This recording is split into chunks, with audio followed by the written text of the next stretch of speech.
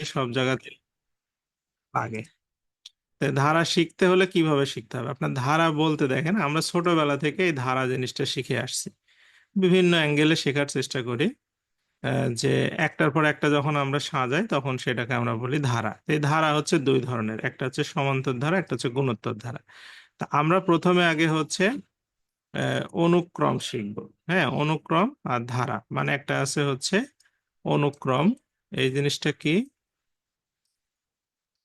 অনুক্রমটা হচ্ছে যখন আপনি ধরেন এখানে লিখলেন 3, তারপরে 6, তারপরে 9, তারপরে হচ্ছে 12, এগুলোকে বলে হচ্ছে অনুক্রম। ঠিক আছে, মানে এরকম সিরিয়ালি থাকবে, এটা হচ্ছে অনুক্রম। ক্লিয়ার? হুম। এখন যদি আপনাকে মানে এই ধারা জিনিসটা কি? ধারা হচ্ছে, ধারাটা হচ্ছে যে 3, 6, 9, 12। ঠিক আছে, এইটা ধারা। কিন্তু এই দুইটার মধ্যে মৌলিক তফাৎ কোথায়? এইগুলো সবসময় যোগ চিহ্ন দিয়ে কানেক্টেড হবে, যোগ চিহ্ন দিয়ে কানেক্টেড হবে, তাহলে হবে ধারা। হ্যাঁ, মাঝখানে যোগ চিহ্ন দিয়ে কানেক্টেড হবে, সেটা হচ্ছে ধারা। আর যদি এমনিতেই লেখা থাকে কমা দিয়ে এভাবে, তাহলে সেটা হবে হচ্ছে অনুক্রম। এই ধারা অনুক্রমের পার্থক্য বুঝছেন? হ্যাঁ, বুঝছেন সবাই? ধারা কি আর অনুক্রম কি? মানে ধারা আর অনুক্রমের বেসিক তফাৎটা কোথায়? এখন পরীক্ষায় অনুক্রমও আসে, অনেক সময় ধারাও আসে। এখন কথা হচ্ছে, হ্যাঁ নোমেয়ার বোঝেন নাই, মানে যখন আমরা এরকম ভাবে লিখবো, ধরেন 3, 6, 9, 12 এভাবে লিখবো, আর এইগুলাই যদি আবার লিখি, সেগুলো খালি মাঝখানে যদি যোগ চিহ্ন থাকে তখন হবে ধারা। হ্যাঁ, মাঝখানে যোগ চিহ্ন দিয়ে যদি কানেক্টেড থাকে তখন হবে ধারা। কিন্তু কিছু কিছু প্রশ্ন দেখবেন এরকম থাকে, যে এরকম থাকে যে ধরেন এখানে থাকলো হচ্ছে আপনার 2, এখানে থাকবে হচ্ছে 2, এরপরে থাকবে ধরেন 4, এরপরে মাইনাস আবার 3, আবার -5, আবার +6। তো এটাও কিন্তু ধারা। হুম, এটাও ধারা। তো বলতে পারেন যে শুধু প্লাস চিহ্ন দিয়ে হওয়ার কথা ছিল, এখন আবার মাইনাস চিহ্ন দিয়ে হচ্ছে, কারণ কি? এটাও প্লাস চিহ্ন দিয়েই হয়েছে, কিন্তু সামনে আসলে এটা প্লাস চিহ্ন আছে, কিন্তু এইটা হচ্ছে -3। বুঝতে পারছেন? এইটাও হচ্ছে প্লাস চিহ্ন দিয়ে আছে, কিন্তু এটা হচ্ছে -5। হ্যাঁ, তার মানে ধারা হতে হলে অবশ্যই প্লাস চিহ্ন দিয়ে যুক্ত হতে হবে। হ্যাঁ, এবং একটা নির্দিষ্ট রেশিও অনুসারে বাড়বে বা কমবে, তাহলে সেটা হবে ধারা। ঠিক আছে। আচ্ছা, আমরা ধারা তাহলে কি শিখবো? ধারাতে আপনাকে তিন ধরনের কাজ আছে এখানে।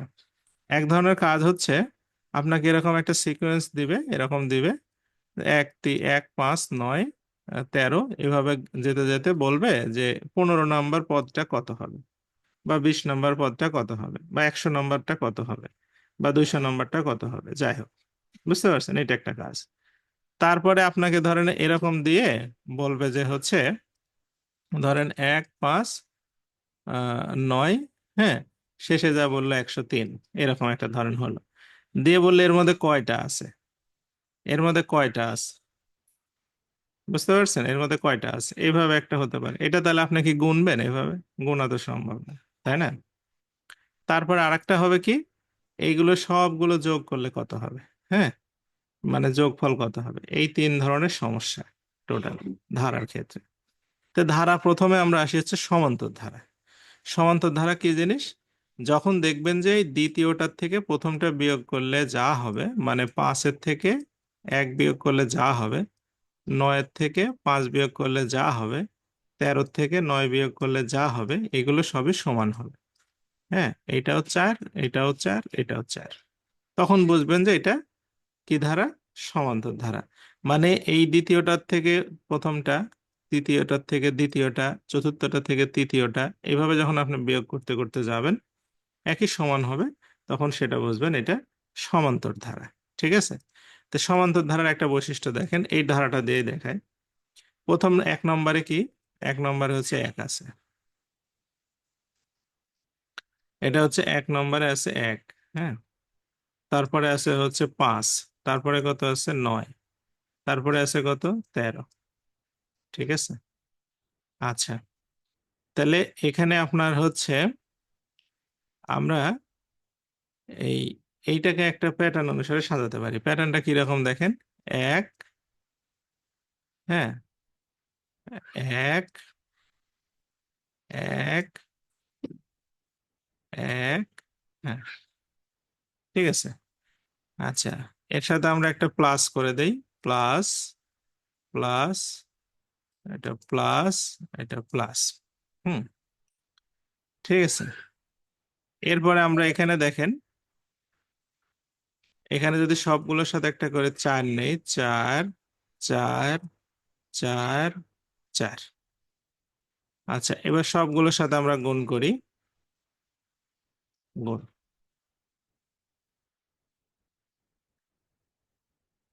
তাহলে এটা যদি আমি জিরো নেই, এটা যদি আমি এক নেই, এটা যদি আমি দুই নেই, এটা যদি আমি তিন নেই, দেখেন জিরো, এক, দুই, তিন, চার, এভাবে সিরিয়ালে যাচ্ছে। ইন্টারেস্টিং না বিষয়টা? হ্যাঁ। তারপরে তো ধরেন এই পরেরটা কি হবে তাহলে?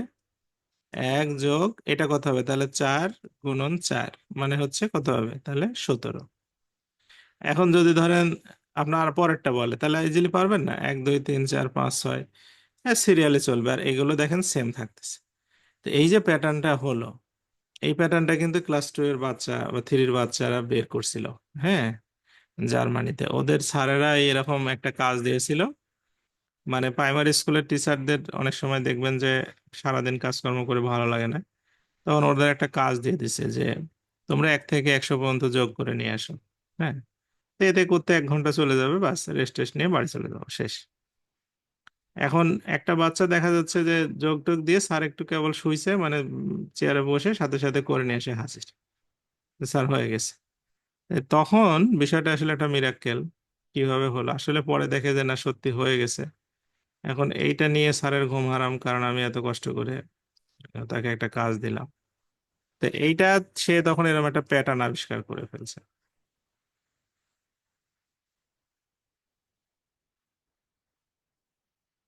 হ্যাঁ, তা আমরাও প্যাটার্নটা দেখি কিরকম, দেখেন।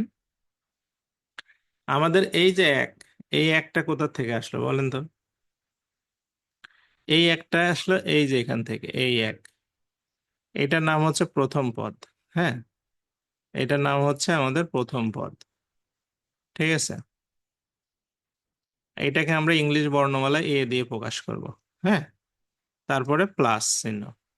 এই যে চার, এই চারটা কোথা থেকে আসলো? এই চারটা আসলে এই 5 থেকে 1 বিয়োগ করে।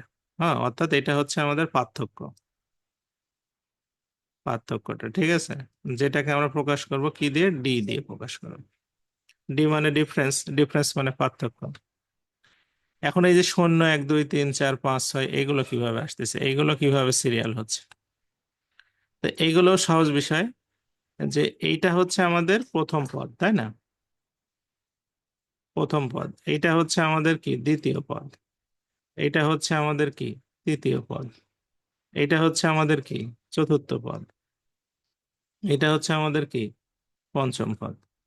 তার মানে এখানে একটা সহজ বিষয় চলে আসছে যে যততম পদ তার থেকে এক কম করে আমরা হচ্ছে গুণ দিচ্ছি। তার মানে প্রথম পদ হলে জিরো দিয়ে গুণ, 2 নম্বর পদ হলে 1 দিয়ে গুণ, এক কম, 3 নম্বর পদ হলে 2 দিয়ে গুণ, 4 নম্বর পদ হলে 3 দিয়ে গুণ, 5 নম্বর পদ হলে 4 দিয়ে গুণ, 6 নম্বর হলে তাহলে 5 দিয়ে গুণ, 7 নম্বর হলে 6 দিয়ে গুণ। তো এইটাকে আমরা যত নাম্বার তার থেকে এক কম দিয়ে গুণ করতেছি, ঠিক আছে? তো এইভাবে আমরা কিন্তু পদটাকে সাজাচ্ছি, যে কোনো পদ আমরা এইভাবে সাজাতে পারছি। বুঝতে পারছেন? তো এই সূত্রটা বাচ্চারা আবিষ্কার করে ফেলছিল। তো যাই হোক, তে আমরা যদি এখন, এনারা বলছে আমাদের 15 নাম্বারটা কত হবে, তাহলে আমরা সূত্রটা যদি এখানে লিখি, a+n−1 তার সাথে হচ্ছে ডি। এখন আমাদের 15 নাম্বারটা বের করতে হবে। তাহলে এর মানটা এক এখানে বসাই দিলাম, এন এর মানটা হচ্ছে 15, এক বিয়োগ, আর ডি এর মানটা হচ্ছে 4 দেখালাম। তাহলে 1 আর 4 × 14 = 56, তাই না? 56 আর 1 = 57। তার মানে আপনি যদি এখান থেকে 15 নম্বর খুঁজতে খুঁজতে যান, দেখবেন 57-তে গিয়ে ঠেকবে। হ্যাঁ, যেমন এখানে 4 নম্বর 13, 5 নম্বর হবে কত? 17, 6 নম্বর হবে 21, 7 নম্বর হবে হচ্ছে 25, 8 নম্বর হবে 29, এইভাবে যাইতে যাইতে আপনার কি হবে, এক সময় আপনি 15 নাম্বারে যখন যাবেন তখন দেখবেন ওখানে 57 আছে। বুঝতে পারছেন? তো এই ফর্মুলাটা আমরা সুন্দর করে ব্যবহার করে ফেলতে পারি। এটা হচ্ছে ভালো একটা উপায়। আচ্ছা, তারপরের প্রশ্নে এসে কি বললো? এই যে বললাম যে আরেক রকম প্যাটার্ন থাকতে পারে, সেই প্যাটার্নটা কি? এখানে বলছে 5, 8, 11 আর 14, তাই না? এরপরে বলছে এভাবে আপনি কয় নম্বরে গেলে 302 পাবেন? 302 পাবেন আপনি কত নম্বরে গেলে? বুঝতে পারছেন কথা? আপনার এখানে 1 নম্বরে আছে 5, 4 নম্বরে আছে 14, এরপরে হবে কত? 17। এরকম করতে করতে কোনো এক সময় গিয়ে আপনি 302 পাবেন। সেটা কয় নম্বরে পাবেন? তো এটা কি আর সম্ভব এটা করা? তা আমি তো জানি না, তা আমি ধরে নিলাম যে a প্লাস n-1 d, এইভাবে আমি যদি ক্যালকুলেশন করি এক সময় না এক সময় তো আমি 302 পাবোই, নাকি? হুম। তাহলে a এর মানটা আমি এখানে 5 বসাই দিলাম প্রথমটা। n এর মানটা তো আমার জানা নাই, এটা আমি খুঁজে বের করবো। d এর মানটা কত? 8 থেকে 5 বাদ দিলে হচ্ছে 3, তাহলে 302। তাহলে n-1 তার সাথে 3, 5 দিয়ে ভাগ করলে কত হবে? না, বিয়োগ করলে 297, তাই না? এবার n-1, না সরি, হ্যাঁ 5 বিয়োগ হবে। এবার 3 দিয়ে যদি আমরা ভাগ করি তাহলে কত হবে? 99, নাকি? আর n এর মানটা 1 যোগ করে দিলে 100। তা আপনি যদি সিরিয়ালি 100 নম্বরে যান দেখবেন 302 আছে। 100 নম্বরে গেলে আপনি 302 পাবেন। বুঝতে পারছেন কথা কি? হ্যাঁ, 100 নম্বর ঘুরতে ঘুরতে যান দেখবেন যে 302 আছে। যদি সময় থাকে হাতে তো যেতে পারেন। 100 নম্বরে গেলে 302 পাওয়া যাবে।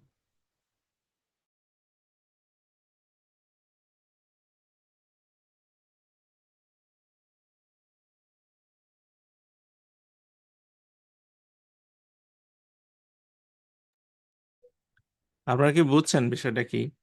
মানে কারো কোনো কনফিউশন আছে এই বিষয়টা নিয়ে? আমার মনে হয় যে ক্লিয়ার হওয়ার কথা। হ্যাঁ,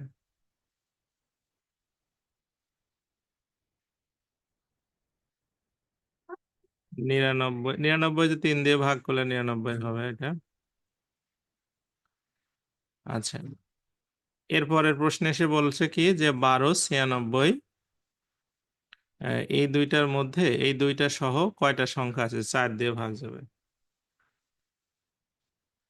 হ্যাঁ, কিভাবে ভাগ যাবে? তো এখানে দেখেন, আপনি যদি এটাকে একটা ধারা বানাই নেন আপনার জন্য ভালো হচ্ছে না? তো প্রথমটা হচ্ছে 12, তারপরটা কত হবে? 4 দিয়ে যেহেতু ভাগ যাবে তাহলে 12 আর 4 16, তারপরটা হবে 16 আর 4 20। এইভাবে চলতে থাকবে, লাস্টে গিয়ে হবে কত? 96। এখন এটার মানে কি? এই কথাটার মানে কি? এই কথাটার মানে হচ্ছে এর মধ্যে কয়টা সংখ্যা আছে যেটা 4 দ্বারা ভাগ যাবে, মানে এই ধারার মধ্যে সোজা কথা কয়টা সংখ্যা আছে, সোজা বাংলা কথা, তাই না? তো এখন কয়টা সংখ্যা আছে এটা কিভাবে বুঝবো? তা আমরা যদি মনে করি যে আমি তো জানি না, আমি এই সূত্রটা যদি বসাই দেই, হ্যাঁ, এটা যদি বসাই দিয়ে আমি শেষেরটা এখানে লিখে দিলাম, যে শেষেরটা যত নম্বর তত নম্বরই হচ্ছে আমাদের কাজ এখানে। তাহলে এখানে এর মানটা হচ্ছে 12, এন এর মানটা 1, ডি এর মানটা হচ্ছে 4, 96। তাহলে 12 যদি আপনি বাদ দিয়ে দেন তাহলে কত হবে? 84, নাকি? 84 কে হচ্ছে n-1, তাহলে হচ্ছে 4 দোকানে 8, 21। তাহলে n এর মান হচ্ছে 22। তার মধ্যে আপনি সহজ কথা হচ্ছে যে এর মধ্যে 22টা সংখ্যা আছে, যেটা হচ্ছে কি হবে? 22টা সংখ্যা আছে যেটা 4 দিয়ে ভাগ যাবে। তো 22টা সংখ্যা কি কি আছে? একটা হচ্ছে 12, একটা হচ্ছে কত 16, একটা হচ্ছে 20, একটা হচ্ছে 24, এরকম আপনি খুঁজেন 22টাই পাবেন। হুম। আচ্ছা, এটার আরেকটা সহজ উপায় হচ্ছে যে আপনি 12টা আর 16টা 96টা, তাই না? তাহলে মাঝখানে পার্থক্য কত হচ্ছে? 96 থেকে যদি 12 বাদ দেন পার্থক্য কত হচ্ছে? 84, নাকি? এই 84-কে আপনি কয় কয় দ্বারা ভাগ করতে হবে? 4 দ্বারা ভাগ করলে যা পাবেন তার সাথে 1 যোগ করলে 22টা হবে। এইভাবেও করা যায়। হ্যাঁ, তে সহজ কথা যেটা হচ্ছে যে আমি যে 3টা অঙ্ক করলাম এই 3টার মধ্যে যে 3 রকম মানে কথা আছে, বাট 3 রকম কথা যে একরকম ভাবে প্রকাশ করা যাচ্ছে এটাকে আপনারা বুঝতে পারছেন? 3 রকম মানে কাজে আমি একটা সূত্র দিয়ে করতে পারছি, কিন্তু কেন? মানে এই সূত্র কি আলাদা লাগতো না, বা মানে লাগতেছে না, বা কেন? এটার ব্যাখ্যা কি কেউ বুঝতে মানে বলতে পারবেন? যে আমরা প্রথম থেকে 3টা অঙ্ক করলাম, 1 নম্বরটাতে যাই আমি। এটা 1 নম্বরটা বলছে 15তম পদ কোনটা, এটাও আমরা যে সূত্র দিয়ে বের করে ফেললাম। তারপরে বলছে কত নম্বর পদে গেলে 302 পাবো, এটাও আমরা সেটা দিয়ে বের করলাম। আবার এইটাও আমরা বের করলাম যে হচ্ছে 12 থেকে 96 এর মধ্যে 4 দ্বারা ভাগ, এরকম 22টা পদ আছে, মানে পদ সংখ্যা কয়টা সেটাও এই সূত্র দিয়ে বের করা যাচ্ছে। আসলে কেন এটা যাচ্ছে কেন কেউ ব্যাখ্যা সহকারে বলতে পারবেন? আচ্ছা, আলামিন তালুকদার বলছে সমান্তর ধারা, না ওইটা না, আমি মানে দার্শনিক ব্যাখ্যায় যাচ্ছি না, মানে আমি একদম আপনার মনের ভিতরে যে প্লেন ব্যাখ্যাটা, মানে আমি আমার কেন মনে হচ্ছে যে আমি এই সূত্রে অ্যাপ্লাই করলে আমি কাজটা হবে। হ্যাঁ, ধরেন আমি এই অঙ্কটাতে এ প্লাস n-1 d = আমি হচ্ছে মানে ধারাটা যেটা নিচ্ছি, হ্যাঁ লাস্ট এটা 96, আবার a+n-1 d = 302 একটা নিল, আসলে এইটা আমি কেন অ্যাপ্লাই করতেছি? তো এটা দিয়ে আমি আসলে এখান থেকে মানে হচ্ছেই বা কেন, এটার ভিতরে একটু আপনাদের ঢুকতে হবে, মানে এরকম একটা মানে ব্যাখ্যাটা এরকম ভাবে মনের ভিতরে চিন্তা করতে হবে। আচ্ছা, একটা বিষয় খেয়াল করেন, আমি এখন ধরেন এই ধারাটা আমি দিয়ে একটু বোঝানোর চেষ্টা করি যে কেন আমাদের এইভাবে চিন্তা করতে হচ্ছে। যেমন 12, হ্যাঁ প্রথম পদ আছে, ডিফারেন্স আছে, শেষ পদ আছে, না আলামিন আমি একটু দেখেন তাহলে আমি একটু বোঝাই, আমার মনে হয় ভালো হবে। 12 আর 4 16, 16 আর 4 20, 20 আর 4 24। আচ্ছা, এখন ধরেন ধারাটা এরকমই, মনে করেন যে 12 থেকে 24-এর মধ্যে, আমি এই 96 না 24, আপনি ছোট করে আমি বোঝানোর খাতিরে বলছি। আপনাকে বলা হলো 12 থেকে 24-এর মধ্যে কয়টা পদ আছে, 4 দিয়ে ভাগ যাবে, তাহলে বোঝা যাচ্ছে একটা, দুইটা, তিনটা, চারটা, নাকি? হুম, চারটা। আচ্ছা, যদি আপনার বলে 24 না দিয়ে ধরেন 28-এর মধ্যে দিল, তাহলে হচ্ছে পাঁচটা, ধরেন এখানে 28 লিখলাম, পাঁচটা। এখন কথা হচ্ছে আপনি দেখেন, আমরা যখন ওই ধারাটা সাজাচ্ছি তখন কি করতেছি, 12, 16, এভাবে লাস্টে কত, 96। আচ্ছা, এখন আমি কয়টা পদ আছে সেইটা যদি আমরা শেষ পদ কত নাম্বার, এইটা আমরা যদি জানতে পারি তাহলেই বুঝতে পারবো কয়টা পদ আছে। মানে ব্যাপারটা এরকম যে ধরেন আহ, আপনার একটা লাইন ধরা হয়েছে, সে লাইনের শেষের জনের প্রথম জনের বুকে আছে 1, আর শেষের জনের বুকের সাথে নাম্বার দেওয়া আছে 100, আর মাঝখানে মানে 2 3 এভাবে সিরিয়ালি চলতে আছে। তাহলে আপনি যদি প্রথমটা দেখেন আর শেষেরটা দেখেন, তাহলে বলে দিতে পারবেন যে এর মধ্যে 100 জন লোক আছে, তাই না? হ্যাঁ, আচ্ছা সহজ কথা কিরকম, যে আপনার শেষেরটা কত নাম্বার সেটা যদি আপনি জানতে পারেন তাহলে আপনি বুঝতে পারবেন যে এর মধ্যে কয়জন আছে, তাই না? তাহলে আমি যদি শেষেরটা কত নাম্বারে আছে সেটা যদি আমি জানতে পারি তাহলে আমি বলতে পারবো এর মধ্যে এই কয়টা আছে। বুঝতে পারছেন? যেমন আমি যদি এখানে দেখেন আহ, এই এটা 1 নম্বরে আছে, তাই না? এটা 2 নম্বরে আছে, এটা 3 নম্বরে আছে, এটা 4 নম্বরে আছে, এটা 5 নম্বরে আছে। তো শেষেরটা কয় নম্বরে আছে? 5 নম্বরে, তার মানে এর মধ্যে পাঁচটা আছে। বুঝছেন কথা? হ্যাঁ, যদি শেষেরটা 6 নম্বরে থাকতো তাহলে বুঝতাম এটা 6টা আছে, যদি শেষেরটা 7 নম্বরে থাকতো তাহলে বুঝতাম এটা 7টা আছে। তাহলে আমাদের সহজ কথা বুঝতে হবে যে শেষেরটা কত নম্বরে আছে।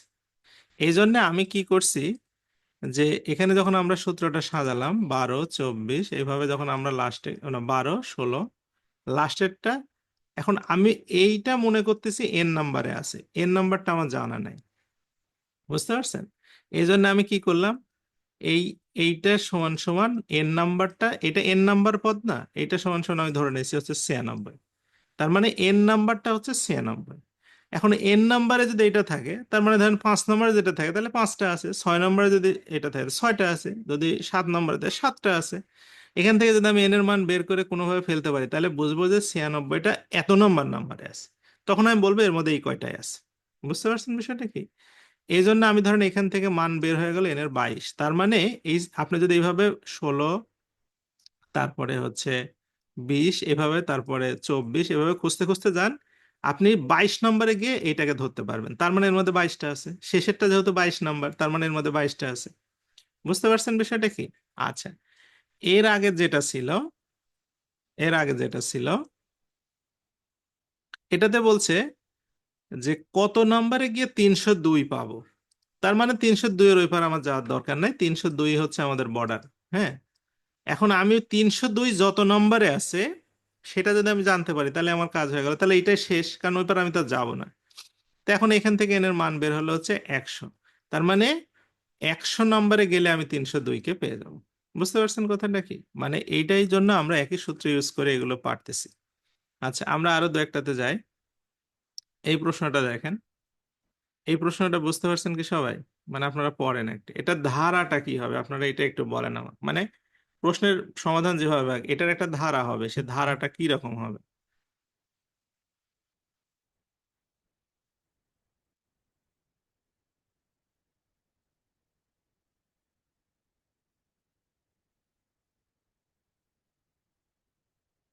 এটার ধারাটা কি রকম হবে না সেটা আমাকে বলেন।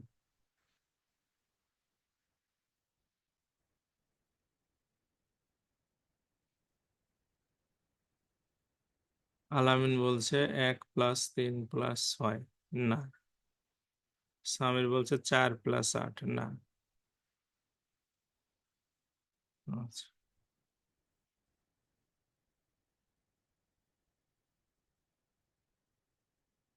আচ্ছা, এখানে দেখেন, আমরা যদি সহজ কথায় বলি, বেশি ঝামেলার মধ্যে যাওয়ার দরকার নেই। বলছে 1 থেকে 100 পর্যন্ত ভাগ যাবে, 3 দেওয়া ভাগ যাবে। তাহলে 1 কি 3 দিয়ে ভাগ যাবে? তাহলে ওইটা নেওয়ার দরকার আছে। 2 কি 3 দিয়ে ভাগ যাবে? ওইটা নিব না। আমাদের 3 থেকে শুরু করব। 3 যেহেতু 3 দিয়ে ভাগ যাবে তাহলে এটা নিব। তারপরেরটা 6 যাবে, তারপরেরটা 9 যাবে, তারপরেরটা 12 যাবে, এইভাবে চলতে থাকে। শেষেরটা কত হবে? শেষেরটা কত হবে? নজরুল বলছে 99। হ্যাঁ, 99 হবে। শেষেরটা কিন্তু আবার 100 বসায় না, কারণ শেষেরটা 100 বসালে কিন্তু বিপদ। কারণ 100 তো আর 3 দিয়ে ভাগ যাবে না। এখন আমার বলছে এর মধ্যে কয়টা আছে, তাহলে আমি এই সূত্রকেই অ্যাপ্লাই করলে আমার কাজটা হয়ে যাচ্ছে, তাই না? ডি ইকুয়াল টু হচ্ছে 99 ধরবো এখানে, হ্যাঁ। তাহলে এর মানটা, প্রথম পদ হচ্ছে 3, n-1, ডি এর মানও 3, তারপর 99। তাহলে 99 বিয়োগ করলে 96, তাহলে n-1 তার সাথে 3 ইকুয়াল টু হচ্ছে আমাদের 96। 96-কে 3 দিয়ে ভাগ করলে হচ্ছে 32, তাহলে n এর মান হচ্ছে 33। হ্যাঁ। হ্যাঁ, রাইট। আগে যদি আপনি ধারা বুঝতে পারেন তাহলে আপনার ধারা নিয়ে কারো ধার ধারা লাগবে না। বুঝতে পারছেন, ধারা আপনার মেন বিষয়।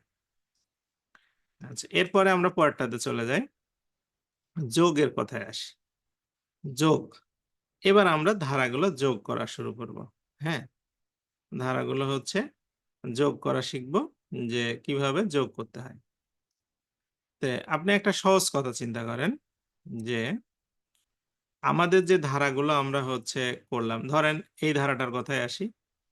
প্রথমটা 1 নাকি? তারপরেরটা হচ্ছে 1-কে আমরা বলি এটা প্রথম পদ এ। তারপরেরটা কি? তারপরটা হচ্ছে 3। 3 কিভাবে হলো? 3 হলো এ এর সাথে একটা ডি যোগ হয়েছে নাকি? মানে ডি মানে কি? ডি মানে হচ্ছে পার্থক্যটা। তারপরটা কিভাবে হলো? এটার সাথে 2টা ডি যোগ হয়েছে। 3 নম্বর পদে যা 2টা ডি হবে না? হ্যাঁ। 4 নম্বর পদে যা কি হবে? 4 নম্বর পদে যা হচ্ছে 3টা ডি হবে না? 3D হবে না? এভাবে চলতে থাকবে নাকি? এখন যত দূর পর্যন্ত যায় তত হবে। 5 নম্বরে যা 4D হবে, 6 নম্বরে যা আপনার এরকম ভাবে হতে থাকবে। ঠিক আছে? হ্যাঁ। এটার কোনো তো মানে শেষ নাই, যত দূর পর্যন্ত যাবে তত। আচ্ছা, এখন আমি যদি একটা সহজ ভাষায় মানে এটা ইয়ে করি, যে আমরা হচ্ছে আহ, হ্যাঁ, তাহলে ধারাটা আসলে কি রকম হবে? একটা হবে, প্রথমটা হবে এ, তারপরটা হবে a+d, তারপরটা হবে হচ্ছে a+2d, তারপরটা হবে, এভাবে চলতে থাকবে, তাই না? শেষেরটা হবে কি? শেষেরটা হবে a+nd নাকি? মানে যততম পদ, মানে n তম পদ হলে একটা কম হবে আর কি, মানে n-1d হবে আর কি। হ্যাঁ, n-1d। দাঁড়ান, আমি বিষয়গুলো একটু বোঝানোর চেষ্টা করি আপনাদের যদি কোনো কাজে লাগে আর কি। হ্যাঁ। আচ্ছা, এরকম। আচ্ছা, এখন এই এই ধারাটা আমরা যদি এইভাবে মানে চিন্তা না করে আমরা যদি মানে আপনাদের বোঝার খাতিরে মানে সূত্র দিয়েও বোঝানো যায়, আবার হচ্ছে আপনার মানে ইয়ে দিয়েও বোঝানো যায়। আমি ওইটা সহজে ট্রাই করি। যেমন এই ধারাটার কথাই খেয়াল করেন, আমি এই পর্যন্ত নিব, শেষ 1+3+5+7। এটাকে যদি আপনি উল্টা করে লেখেন, মানে এটা একটা ধারা ধরেন, এটা এই ধারাটাকে আপনি যদি আবার উল্টা করে লেখেন তাহলে কি হবে? 7+5+কত 3+1। এখন এই দুইটা আপনি যদি যোগ করেন তাহলে কত হবে দেখেন? 2s সমান সমান 2s সমান সমান এটা কত হচ্ছে 8, এটা কত হচ্ছে 8, এটা কত হচ্ছে 8, এটা কত হচ্ছে 8। আচ্ছা, এখন একটু মানে আমি ভালো করে বোঝার চেষ্টা করেন, এখানে কয়টা 8 হলো? 4টা 8 হলো, তাই না? 4×8 = 32। ঠিক আছে, 4×8 = 32। আচ্ছা, এই 8টা আসতেছে দেখেন, মূলত আমি তো ধারা এই পর্যন্ত নিছি, এগুলো তো নেইনি, এই পর্যন্ত নিছি। এই যে 8টার উৎপত্তি হচ্ছে এই 7 আর 1-এর যোগ হচ্ছে 8। ওকে, এই 8, তার মানে এটাকে আমরা যদি মিশাই দেই তাহলে আমরা লিখতে পারি যে প্রথম পদ আর শেষের পদের যোগফল, প্রথম আর শেষ পদের যোগফল মিলে হচ্ছে 8। হ্যাঁ, প্রথম আর শেষ পদের যোগফল। ঠিক আছে, আর এই 4টা কোথা থেকে আসলো? এই 4টা হলো, এখানে কয়টা আছে পদ? 1টা 2টা 3টা 4টা, তার মানে এইটাকে আমরা বলতে পারি হচ্ছে কি পদ সংখ্যা। এটা আমরা শেষে গুণ করে দিই, এটাকে আমরা এখানে গুণ করে দিই, পদ সংখ্যা। আর হচ্ছে এই যে আমাদের তো শুধু লাগবে একটা ধারার যোগফল, দুইটা তো না। তাহলে এই 2কে আমরা এই পাশে নিয়ে আসি, নিচে নিয়ে আসি, তাহলে 2। তাহলে আমরা যদি যোগফল বের করতে চাই তাহলে এই সূত্র ব্যবহার করলে আমাদের সহজেই পেয়ে যাব যে প্রথম পদ যোগ শেষ পদ ভাগ 2 গুণন পদ সংখ্যা। এটা যদি আমরা সহজে করে ফেলি তাহলে আমাদের যোগফলটা বের হয়ে যাচ্ছে। তাহলে আমাদের যোগফলটা কি হচ্ছে? যোগফলটা হচ্ছে যে আমাদের প্রথম পদ আর হচ্ছে কি শেষ পদ ভাগ হচ্ছে 2, আর গুণ হচ্ছে এর মধ্যে কয়টা পদ আছে সেটা, এর মধ্যে কয়টা পদ আছে সেটা। আচ্ছা, যোগফল বের করার ক্ষেত্রে সব সময় খেয়াল রাখবেন কি, সব সময় খেয়াল করবেন আপনার প্রথম পদ জানা আছে কিনা। এটা তো জানা থাকবেই, কারণ এটা কোনো সমস্যার বিষয় না। অঙ্কে প্রথম পদ দেওয়া থাকবে নিঃসন্দেহে। শেষ পদটা দেওয়া আছে কি নাই, হ্যাঁ, শেষ পদটা দেওয়া আছে কি নাই। শেষ পদ যদি দেওয়া না থাকে তাহলে এইটা দেওয়া থাকবে, বুঝতে পারছেন? পদ সংখ্যা আপনি খুঁজে পাবেন। আর যদি শেষ পদ দেওয়া থাকে তাহলে এইটা আর পাবেন না, পদ সংখ্যা যে কোনো একটা পাবেন। যেমন এখানে দেখেন 1টা 2টা 3টা 4টা, এটা শেষ পদ দিয়ে দিছে, মানে মাঝখানে আর কয়টা আছে এটা আমি জানি না। তার মানে শেষ পদ ওকে আছে, বাট পদ সংখ্যা আমার জানা নেই। আবার যদি আপনার পদ সংখ্যা দেওয়া থাকে তাহলে শেষ পদ আর জানবেন না। হ্যাঁ, তো যাই হোক, আপনি খেয়াল করবেন যে কোনটা দেওয়া আছে কোনটা নাই। আর একটা জিনিস হচ্ছে পদ সংখ্যা, এইটা আপনার জন্য খুবই জরুরি। পদ সংখ্যা যদি আপনি না জানেন তাহলে যোগফল বের করা সম্ভব না। ঠিক আছে, এটা খুবই জরুরি। আপনার বীজগণিতের একটা সূত্র আছে, সে সূত্রেও পারবেন না, পাটিগণিতের একটা সূত্র আছে সে সূত্রেও পারবেন না। আচ্ছা, আমরা তো পাটিগণিতের সূত্র এটা শিখলাম, আমরা বীজগণিতের সূত্রটা দেখি, হ্যাঁ, কি রকম। ঠিক আছে, বীজগণিতের সূত্রটা একটু শেখার চেষ্টা করি। আচ্ছা, বীজগণিতের সূত্রটা কি হবে দেখেন। প্রথম পদকে কি দিয়ে প্রকাশ করে ইংরেজিতে মনে আছে? আমরা শুরুতেই বলছিলাম প্রথম পদকে কি দিয়ে প্রকাশ করে। প্রথম পদকে প্রকাশ করে হচ্ছে এ দিয়ে, লিখলাম এই। আর শেষ পদকে কি দিয়ে প্রকাশ করে মনে আছে? সেটা হচ্ছে a+n-1 তার সাথে একটা ডি, নাকি এরকম ছিল না? হ্যাঁ, হ্যাঁ, রাইট। এবারে 2-এর জায়গাতে 2 লিখলাম নিচে, থাকলো। আর পদ সংখ্যা মানে কয়টা পদ আছে সেটার নাম হচ্ছে এন, নাকি? এখন এই সূত্রটা যদি আপনি সুন্দর করে সাজায় লেখেন তাহলে কি হচ্ছে, এই এন আর টু সামনে লিখবো, n/2। একটা সেকেন্ড ব্র্যাকেট দিয়ে দিলাম কারণ এখানে ফার্স্ট ব্র্যাকেট আছে। তাহলে এ আর এ যোগ করলে হবে 2a, তারপরে প্লাস চিহ্ন থাকলো n-1 এর সাথে একটা ডি হলো, ক্লোজ হয়ে গেল। এইটা হচ্ছে আমাদের যোগফলের সূত্র। সেটা আবার কি? এই যোগফলটা বীজগণিতের নিয়মে, হ্যাঁ, আপনি এই সূত্র ব্যবহার করতে পারেন, পাটিগণিতের নিয়মে এই সূত্র ব্যবহার করতে পারেন। এখন সব কিছু কিছু জায়গা আছে এই সূত্র ব্যবহার করলে তাড়াতাড়ি হয়, কোনোটাতে এটাতে তাড়াতাড়ি হয়, এইটা বিভিন্ন সিচুয়েশনের উপর নির্ভর করে। বুঝতে পারছেন? আচ্ছা, এখন আমাকে বলেন তো এই এনটা কি ছিল, এই এনটার মানে কি, এই এনটার অর্থ কি?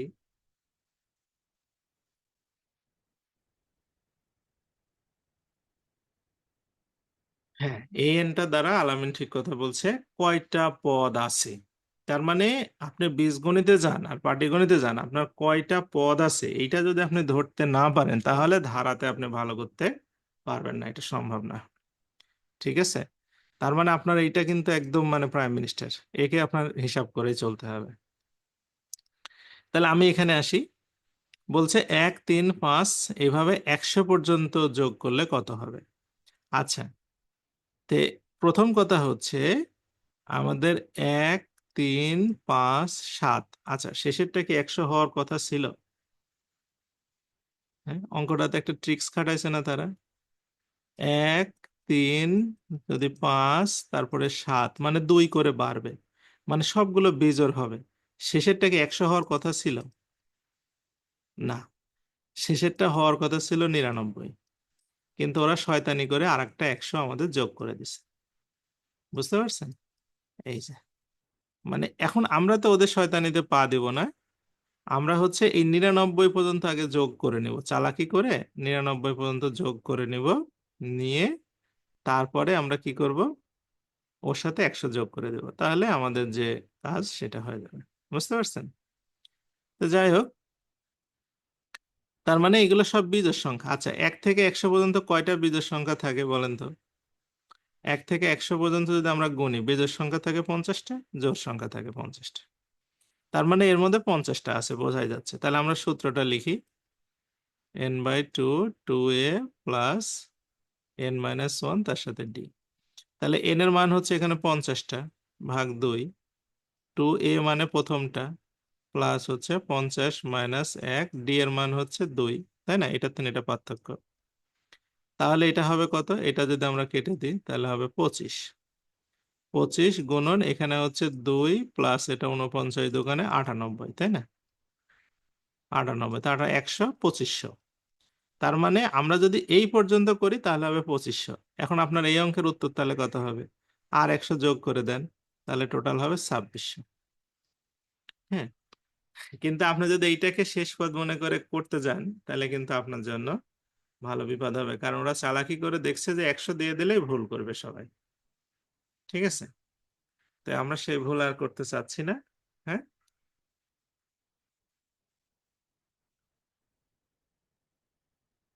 শেষ পদ ঠিক আছে কিনা এইটা আমি চেক করব কিভাবে? ও আচ্ছা, নাইস প্রশ্ন। আসলে শেষ পদ কত হবে এইটা ঠিক আছে না বে ঠিক আছে, এটা তো একটা বিপদেরই কথা। আমি যেমন এখানে দেখে বুঝতে পারতেছি যে ঠিক আছে, 100 তো ঠিক নাই, কারণ এখানে তো হবে বিজোড়। কিন্তু আসলে মানে এখানে 100 দিয়ে রাখছে, তো এখন অন্য অঙ্কে তার বোঝার বুদ্ধি নাই যে অন্যরকম থাকতে থাকতে শেষ পদ ঠিক আছে কি নাই। তাহলে এখন কথা হচ্ছে দেখেন, আমি যদি এই সূত্রটা এখানে ব্যবহার করি, a+n-1 তার সাথে d সমান সমান 100 মিলে যাওয়ার কথা নাকি, শেষ পদ তো 100, তার মানে n এর একটা মান বের হবে এখান থেকে নাকি? হ্যাঁ, n এর একটা মান বের হবে। তাহলে আমি a এর মানটা এখানে বসাই 1, n-1, d এর মানটা কত 2 সমান সমান 100। ঠিক আছে, তাহলে n-1 তার সাথে এখানে 2 থাকলো, তাহলে এটা হবে 99। আচ্ছা, n-1 2 দিয়ে ভাগ করলে এটা কত হচ্ছে, 99 এর অর্ধেক হচ্ছে 48, 49.5 নাকি 5। তাহলে n এর মানটা হচ্ছে 50.5। এখন দেখেন, কোন কোন আপনার মানে কত নাম্বার পদ, নাম্বার তো আর ভগ্নাংশ হবে না, 1 নম্বর 2 নম্বর 3 নম্বর 4 নম্বর 5 নম্বর 6 নম্বর, ভগ্নাংশ কি হবে? হ্যাঁ, দেড় নাম্বার বলে কিছু আছে? দেড় নাম্বার বলে কিছু নাই, দেড় তম বলে কিছু নাই। হয় একতম, না হয় দুইতম, না হয় তিনতম, না হয় চারতম, তমতে কোনো ভগ্নাংশ নাই। হুম, সাড়ে তিনতম বলে কিছু নাই। যেমন ফার্স্ট সেকেন্ড থার্ড, হয় থার্ড হবে না হয় সেকেন্ড হবে, সেকেন্ড 10 জন হতে পারে, কিন্তু আড়াইতম বলে কিছু নাই। তাহলে আপনার সোজা কথা যে 50.5তম বলে কিছু নাই। আপনি যখন সন্দেহ যদি মনের মধ্যে থেকেই যায় যে না এরা একটু শয়তানি করতেও পারে, তাহলে আপনি সন্দেহ ক্লিয়ার করার জন্য আপনি এই সূত্রে বসায় দিয়ে দেখবেন, যদি সুন্দর করে এন এর মানটা পূর্ণ সংখ্যা বের হয়ে যায় তাহলে বুঝবেন যে না, আর কোনো টেনশনের কোনো কারণ নেই, অঙ্ক হবে। আর যদি দেখেন এরকম ভগ্নাংশ বেরোয়, তার মানে বুঝবেন যে ডালমাকুস কালা হে, আমাকে একটু চিন্তা করে কাজটা করতে হবে। হুম, বুঝছেন ব্যাপারটা কি? আচ্ছা, তাহলে পরেরটাতে যাই। হ্যাঁ, 1 থেকে 100 পর্যন্ত সংখ্যাগুলির যোগফল কত? 1 থেকে 100 পর্যন্ত সংখ্যাগুলির যোগফল কত? তাহলে আমাদের হচ্ছে এখানে দেখেন, 1 থেকে 100 পর্যন্ত 1 2 3 এভাবে চলতে থাকবে 100 পর্যন্ত, মানে কোনো মাঝখানে কোনো ফাঁকা নেই। তাহলে আমরা যদি দেখেন সহজ যোগফলের সূত্রটা খেয়াল করি, যোগফলের সূত্রটা কি ছিল? n/2 2a plus n-1 d। এখন আপনার এখানে আপনি যদি মান বসান, আচ্ছা মানটা আমি একটু পরে বসাই। n/2, এর মানটা কত এখানে? এর মানটা কত? 1 নাকি? হ্যাঁ, প্লাস n-1, তার সাথে d এর মানটা কত? d এর মানটা কত? 1 নাকি? এই যে এটা থেকে এটা পার্থক্য কত হবে? 1 হবে না? 1 হবে। তাহলে এখানে কি দাঁড়াচ্ছে আমাদের? n/2, আর এখানে কি দাঁড়াচ্ছে? 2 প্লাস n-1। হ্যাঁ, আর তারপরে দেখেন n/2, এই 1 1 কেটে যাচ্ছে, তাহলে কি হচ্ছে? n+1/2। তার মানে একটা বিষয় আমরা তো নিশ্চিত হলাম, যে যদি পরপর যোগফল বলে, মানে কোনো পার্থক্য যদি 1 করে হয়, মাঝখানে যদি পার্থক্য 1 করে থাকে, তাহলে আমরা এই সূত্র ইউজ করে ফেলতে পারবো। কিরকম? প্রথমে হচ্ছে n, মানে যেটা শেষ নাম্বারটা, একদম শেষ নাম্বারটা, আর তার পরেরটা, মানে এক, তার পরেরটা যোগ গুণ করে 2 দিয়ে ভাগ করলে হয়ে যাবে। সহজ কথা না? যদি আপনাকে বলে যে 1 2 এভাবে 10 পর্যন্ত যোগফল কত, তার মানে ওনারা বলতে চাচ্ছে শেষেরটা কত? 10, তার এর পরেরটা 11, এটাকে ভাগ করে 2 দিয়ে ভাগ করলে আপনার 55 উত্তর হয়ে গেল।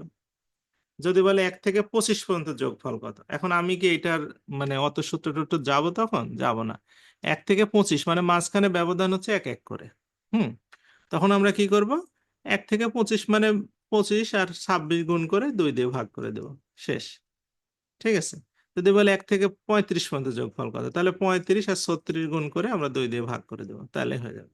মানে যদি পরপর সংখ্যা যদি আমাদের মানে হয়, মানে এক এক ঘর করে যদি ব্যবধান হয়, তাহলে আমরা সহজ কথায় শেষেরটা আর তার পরেরটা গুণ করে 2 দিয়ে ভাগ করে দেব। এই জন্যই এই যে নজরুল দেখা যাচ্ছে চালাকি করে বলে ফেলতে পারলো যে এই 1 থেকে 100 পর্যন্ত, তার মানে 100 আর তার পরেরটা কত? 101, এই দুইটা গুণ করে আমরা 2 দিয়ে ভাগ করে দেবো। ঠিক আছে, তাহলে কত হবে? এটা কত হবে? 50 হবে। তাহলে 50 আর 50 নাকি? 50 আর 50 হয়ে গেল। হ্যাঁ, তাহলে এইটা হচ্ছে সহজ উপায়। আচ্ছা, এরপরে আমরা চলে যাই। এইরকম টাইপের একটা প্রশ্ন আপনার চোখের সামনে আসতে পারে এবং আসবে। একটি সামান্তধারার পঞ্চম পদ হচ্ছে 13, পঞ্চম পদ হচ্ছে 13, আর সপ্তম পদ হচ্ছে 19। তাহলে প্রথম 10টা পদের সমষ্টি কত? কাজগুলো কি কি? আপনাকে সমষ্টি বের করতে হবে। কয়টা পদের? 10টা পদের। মানে সমষ্টির সূত্র কি? n/2 2a প্লাস হচ্ছে n-1, তার সাথে কি একটা d নাকি? তো এখানে 10টা পদের যেহেতু সমষ্টি, তার মানে আমরা n এর মান 10 তো জানাই যাচ্ছে। 2 ইন্টু a এর মানটা কত? a এর মানটা আর নাই, কোথাও নাই। তারপরে এখানে হচ্ছে n এর মান আমরা পরে পাবো নি, অসুবিধা নাই। 10-1, d এর মানটা কত? এটাও নাই, d এর মানটাও এখানে নাই। ঠিক আছে, d এর মানটাও কিন্তু নাই। তাহলে আমাদের এখন মূল উদ্দেশ্য কি? এ আর ডি যদি আমরা ফাইন্ড আউট করতে পারি, দেন আমরা খুশি। তাই আমরা চলে আসি আমাদের কাজে। বলছে পঞ্চম পদ 13, তার মানে যততম পদ আমরা কিভাবে লিখি? এ প্লাস n-1, তার সাথে একটা ডি দিয়ে আমরা লিখবো 13, তাই না? এখন ধরেন n-1 মানে n এর মানটা কত? তাহলে পঞ্চম, তার মানে হচ্ছে 5-1, তার সাথে হচ্ছে d সমান সমান 13। এর মানে হচ্ছে a+4d=13। ওকে, এটা হচ্ছে আমাদের 1 নং সমীকরণ।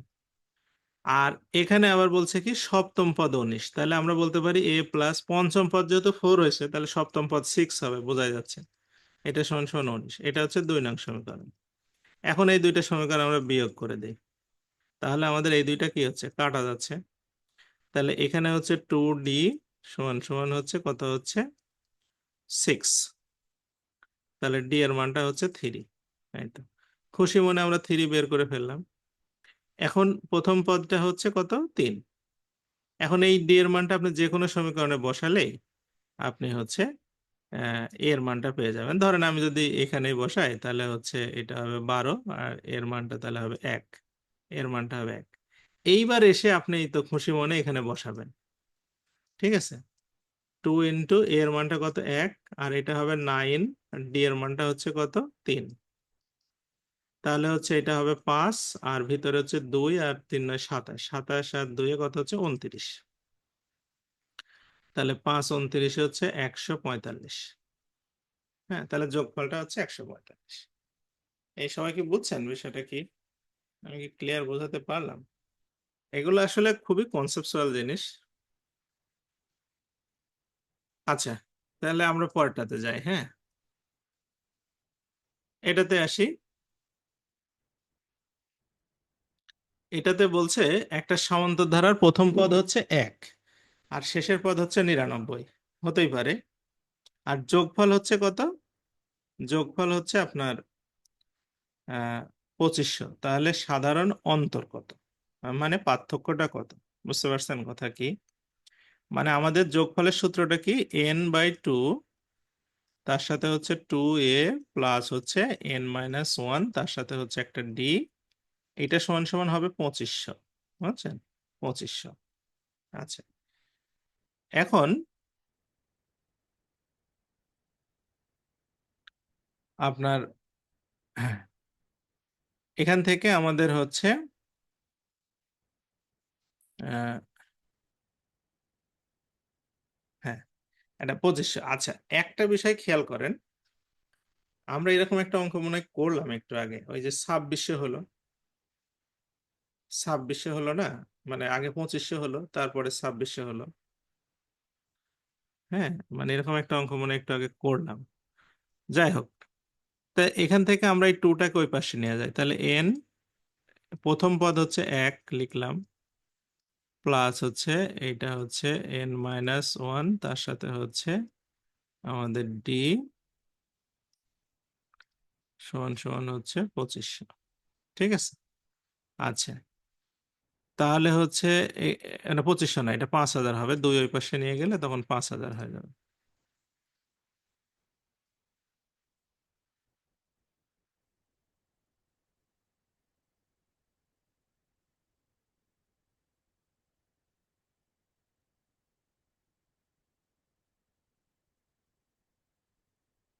হুম। দাঁড়াও, এটা আমরা আর এক ভাবে করে ফেলি, এটা আমার মনে হয় হচ্ছে সবচেয়ে ভালো হবে। এই এই সূত্রে গেলে একটু বড় হবে, আর একটা সূত্র আছে ওই সূত্র দিয়ে করে ফেলি। একটা সূত্র আপনাদের দেখালাম, আপনার মনে আছে কিনা দেখেন, ওইটা ভালো হবে। প্রথম পদ, যেহেতু প্রথম পদ আর শেষ পদ দুইটাই দেওয়া আছে, প্রথম পদ যোগ হচ্ছে শেষ পদ ভাগ হচ্ছে 2 গুণন হচ্ছে পদ সংখ্যা সমান সমান হচ্ছে, এটা যোগফলে একটা সূত্র শিখালাম না, এটা সমান সমান 2500। হ্যাঁ, তাহলে প্রথম পদ দেওয়া আছে আমাদের কত, 1, আর শেষ পদ দেওয়া আছে কত, 99, ভাগ হচ্ছে 2, পদ সংখ্যা কত এটা আমরা জানি না। হুম, পদ সংখ্যা হচ্ছে আমরা জানি না, সমান সমান হচ্ছে 2500। ঠিক আছে, তাহলে এখান থেকে আমরা পদ সংখ্যাটা সহজেই পেয়ে যাব, তাহলে আমাদের হয়ে যাবে। হ্যাঁ, পদ সংখ্যা তাহলে এখানে 100 হবে, এটা দিয়ে 100কে কাটলে 2 দিয়ে কাটলে 50 হবে, গুণন হচ্ছে পদ সংখ্যা সমান সমান 2500, তার মানে 50টা পদ আছে, তার মানে পদ আছে হচ্ছে 50টা। হ্যাঁ, সহজ কথা হচ্ছে পদ আছে 50টা, এইটা আপনাকে আগে বের করে নিতে হবে, তাহলে আমাদের জন্য কাজটা সহজ হবে, বুঝতে পারছেন? তাছাড়া ঝামেলা হবে। কারণ কয়টা পদ আছে এটা যদি আমি না জানি তাহলে ওখানে দুইটা ভেরিয়েবল হয়ে যাচ্ছে, তখন টাফ হয়ে যাবে। আমরা প্রথম কাজ হচ্ছে এই সূত্র ব্যবহার করে আমরা পদ কয়টা সেটা আগে বের করব, তারপরে আমরা হচ্ছে ওই সূত্রে চলে যাব যে n/2 2a প্লাস হচ্ছে n-1 তার সাথে হচ্ছে d সমান সমান হচ্ছে 2500। এখন আমাদের n এর মান তো হাতের মুঠোই, কারণ আমরা জানি 50টা পদ আছে, 50/2, আর 2 ইন্টু এর মানটা 1, আর n এর মানটা হচ্ছে 50-1 তার সাথে হচ্ছে আমাদের কত, d। এখন দেখেন পার্থক্য বের করা কোনো ব্যাপার না।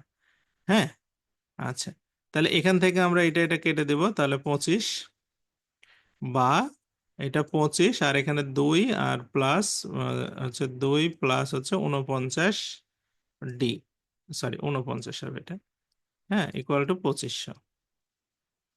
ওকে, তাহলে এটা যদি আমরা কেটে দিই তাহলে 100 হবে। তাহলে 49 ডি সমান সমান হচ্ছে এটা ভাগ করে দিলে 100 হবে।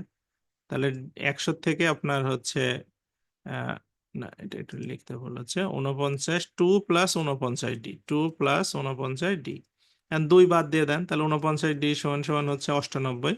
তাহলে ডি এর মান হচ্ছে 2। তার মানে পার্থক্য হবে 2 করে, তার মানে 1, তারপরটা হবে 3, তারপরটা হবে 5, এভাবে চলবে। তাই বলছে পার্থক্যটা কত, মানে সাধারণ অন্তর্গত, তার মানে 2, মানে ডি এর মানটা হচ্ছে তাহলে 2, তার মানে পার্থক্যটা হচ্ছে 2। হুম, এই অঙ্কটা বিসিএস একবার আসছিল অবশ্য, লিখিত পরীক্ষায় আসছিল। হ্যাঁ, আচ্ছা, এই প্রশ্নটা খুব রিপিটেড প্রশ্ন, যে কোনো পরীক্ষাতে আসে।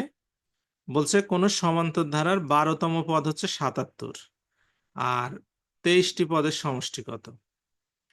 23টি পদের সমষ্টি কত, তাহলে সমষ্টির সূত্রটা কি, n/2, তার সাথে হচ্ছে 2a প্লাস হচ্ছে n-1, তার সাথে একটা d নাকি।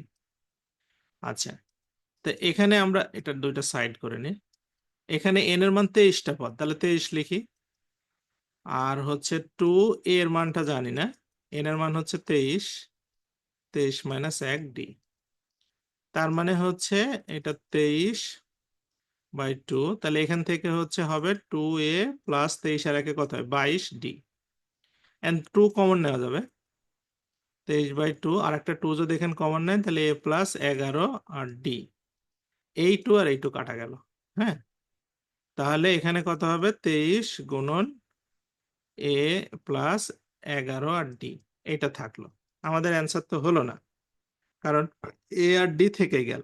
আমরা এইটা নিয়ে এখানে কাজ করব, যে সামান্তর ধারার 12তম পদ হচ্ছে 77, 12তম পদ মানে কি, এ প্লাস 11d, এইটা সমান সমান হচ্ছে 77, 12তম পদ হলে 11 দিয়ে গুণ হবে, মনে আছে। তাহলে আমাদের এখানে যোগফল বের করা তার কোনো সমস্যাই থাকলো না। 23 গুণন এটার মান কত পেলাম আমরা 77, 77 দিয়ে আমরা গুণ করে দেব, তাহলে আমাদের যোগফলটা হয়ে যাবে। ঠিক আছে, তাহলে এটা হবে 1771। এটা আমরা মুখস্থ করে ফেলছিলাম, আমাদের এসএসসি পরীক্ষাতে প্রত্যেক বছরই আসতো। হ্যাঁ, আমাদের স্যাররা বলছিল পাশ করতে চাইলে এটা মুখস্থ করতেই হবে, এটার কোনো বিকল্প নাই।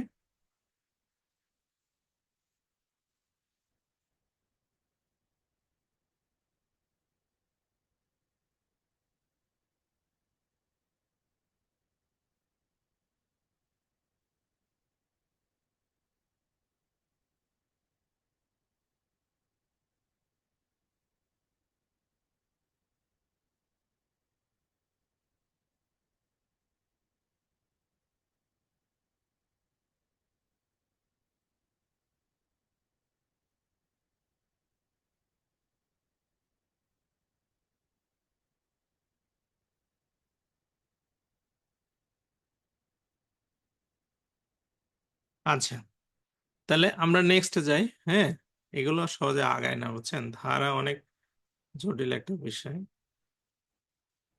আচ্ছা, এটা করবেন, এটা সেম অঙ্ক, একই টাইপের, আমি আর এটাতে গেলাম না, এইটাতে আসি। এইটাতে বলছে এক ব্যক্তি 2500 টাকার ঋণ নিয়ে কিস্তিতে পরিশোধ করবে, তাহলে প্রত্যেক কিস্তি তার আগের থেকে 1 টাকা বেশি হবে, না 2 টাকা বেশি হবে, তাহলে প্রথম কিস্তি 1 টাকা হলে কয়টা কিস্তিতে পরিশোধ করবে। তার মানে 1 টাকা প্রথমটা, পরেরটা 3 টাকা, তারপরটা হচ্ছে 5 টাকা, এরম করতে করতে শেষেরটা কত হবে আমার জানা নেই। এইগুলা সব যদি আমি যোগ করি তাহলে আমার 2500 টাকা হবে, 2500 টাকা মানে কিস্তি শোধ হয়ে যাবে। তাহলে আপনি যোগফলের সূত্রটা বসায় দেন, n/2, 2a প্লাস হচ্ছে n-1, তার সাথে d সমান সমান হচ্ছে 2500। এই অঙ্কটা আমরা একটু আগেই করলাম, এটা আমি আর এখন আর করতেছি না। a এর মান বসাই দিবেন 1, d এর মান বসাই দিবেন, পার্থক্য যেহেতু 2 টাকা তাহলে 2, তাহলে n এর মানটা বের হয়ে যাবে হচ্ছে 50। তার মানে 50টা কিস্তি হবে, 50টা কিস্তিতে দিলেই 2500 টাকা শোধ হয়ে যাবে। ঠিক আছে, ওকে, এটা আপনারা করে ফেলবেন। আচ্ছা, এইটাও সেম অঙ্ক। রশিদ তার বেতন থেকে প্রথম মাসে 1200 টাকা সঞ্চয় করে, তার পরবর্তী মাসে আগের থেকে 100 টাকা করে বেশি করে, তার মানে পরের মাসে 1300। এইভাবে 18 মাসে কত হবে, তাহলে 18টা পদের যোগফল করলে হয়ে গেল। হুম, ঠিক আছে। তিনি কত বছরে এত টাকা সঞ্চয় করবে, এই কি 1,06,200 টাকা, তার মানে n/2 2a প্লাস হচ্ছে n-1 তার সাথে d দিলে কত বছরে 10,62,000 টাকা হবে। প্রথম n মানে কত বছর এটা আমার জানা নাই, নাই। প্রথম মাসে কত 1200, তাহলে 2 গুণন 1200। এনটা আমার জানা নাই, বাদ দিয়ে দেন। ডিটা কত 100 টাকা করে বেশি, তাহলে 100। হ্যাঁ, গুণন হচ্ছে 10,6,200, এটা আপনি ক্যালকুলেশন করলে এনের মানটা বের হয়। সহজ কথা, এই অঙ্কগুলো আর কঠিন না, মানে আপনি যদি ধারার প্যাসিকে বুঝেন তাহলে পেরে যাবেন। আচ্ছা, এরপরে আমরা এটাতে আসি। এই অঙ্কটা দেখবেন যে যে কোনো পরীক্ষাতে গেলে সামনে এসে বসে থাকে প্রিলিতে অ্যাটলিস্ট। রিটেনে আমি দেখছি কয়েকটা পরীক্ষায়, তবে প্রিলিতে এটা মিস নাই, ধারা থেকে এটা আসবেই, মানে এর কোনো বিকল্প নেই। ঠিক আছে।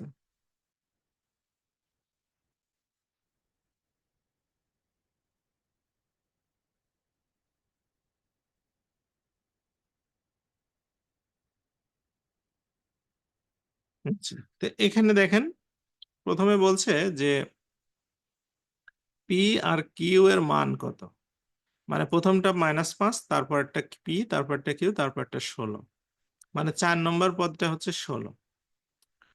হ্যাঁ, তাহলে 4 নম্বর পদ মানে এ প্লাস কি 3d, নাকি, তার মানে তো 4 নম্বর হবে, তাহলে হচ্ছে এটা 16। এখন এর মান কত, এর মান মানে প্রথমটা হচ্ছে -5 প্লাস 3d ইকুয়াল টু হচ্ছে 16, তার মানে 3d সমান সমান হচ্ছে 21, তার মানে ডি এর মান হচ্ছে 7। ওকে। আচ্ছা, ডি এর মান 7 মানে কি, ব্যবধান 7 করে, তার মানে প্রথম পদ হচ্ছে মানে -5, আর দ্বিতীয় পদটা কত হবে, প্রথম পদের সাথে 7 যোগ হবে, তাহলে কত হবে, এটা 2। তৃতীয় পদটা কত হবে, এইটার সাথে 7 যোগ হবে, তার মানে কত হবে 9। তারপরে চতুর্থ পদটা কত হবে, চতুর্থ পদ তো 9 এর সাথে 7 যোগ হলে 16 হচ্ছে। আচ্ছা, নেক্সট পয়েন্টটাতে যাই। 1, 2, 3, 5, 8, 13, 21, 34, এই ধারাটার পরের সংখ্যাটা কত? আচ্ছা, এইটা সহজ কথা হচ্ছে যে 1 এর সাথে 1 যোগ করে কত হয়েছে, 2 হয়েছে, তাই না? আচ্ছা, এরপরে 2 এর সাথে 1 যোগ করে কত হয়েছে, 3 হয়েছে। আবার 3 এর সাথে 2 যোগ করে কত হয়েছে, 5 হয়েছে। এবার 5 এর সাথে 3 যোগ করে কত হয়েছে, 8 হয়েছে। এরপরে কি হলো, 8 এর সাথে 5 যোগ করে কত হচ্ছে, 13। 13 সাথে হচ্ছে 8 যোগ করে হয়েছে 21, আর 21 এর সাথে হচ্ছে 13 যোগ করে হয়েছে কত, 34। এবার 34 এর সাথে 21 যোগ করলে কত হবে, তাহলে 55। এর পরেরটা হবে 55। হ্যাঁ, মানে এইটার আগেরটার সাথে যোগ করেই হচ্ছে পরেরটা, এটার সাথে এটা যোগ পরেরটা, এটার সাথে এটা যোগ করে পরেরটা, তার মানে সহজ কথা, এটার সাথে আগেরটা যোগ করে দিলে 55 হয়ে যাবে। ঠিক আছে। আচ্ছা, এই প্রশ্নটা দেখেন, এই প্রশ্নটাতে আসি। এই প্রশ্নটা হচ্ছে সমান্তর ধারার না, এটা হচ্ছে গুণোত্তর ধারার। তো গুণোত্তর ধারার হচ্ছে আহ, গুণোত্তর ধারার পদগুলো কিভাবে প্যাটার্নটা কিভাবে হয়, সে প্যাটার্নটা আপনি ধরতে পারলে এটাতে ভালো করতে পারবেন। দেখেন এখানে প্যাটার্নটা আমি দেখাই। প্রথম পদ হচ্ছে 2, তারপরটা হচ্ছে 4, তারপরটা হচ্ছে 8, তারপরটা হচ্ছে 16। হুম, এটা হচ্ছে আমাদের প্যাটার্ন, তাই না? তো এই প্যাটার্নটা কিভাবে শুরু হচ্ছে দেখেন, এটা 2, এটা হচ্ছে 2, এটা হচ্ছে 2, এটা হচ্ছে 2, মানে প্রথমে 2 কিন্তু সবগুলোর সাথে ফিক্সড থাকবে। হ্যাঁ, ঠিক আছে। আচ্ছা, এরপরে যেহেতু এটা গুণোত্তর ধারা, কারণ কি, কারণ এইটার থেকে এইটার যত গুণ এইটা, এটার তত গুণ এইটা, মানে 2 এর 2 গুণ হলে 4, 4 এর 2 গুণ হলে 8, 8 এর 2 গুণ হলে 16, 16 এর 2 গুণ হবে 32, 32 এর 2 গুণ 64, এইভাবে। তার মানে গুণ আকারে বাড়ে। ঠিক আছে। তো এখানে এইটার ক্ষেত্রে আপনার প্যাটার্নটা কিরকম হবে, সবগুলোর সাথে আপনার গুণ অবস্থায় থাকবে। গুণ অবস্থায় থাকবে, থাকার পরে এইগুলোর মানে গুণোত্তর কত, 2, তাই না? 2, 2, 2, 2 লিখে নিলাম। প্রথম পদের জন্য আমরা লিখবো এখানে হচ্ছে 0।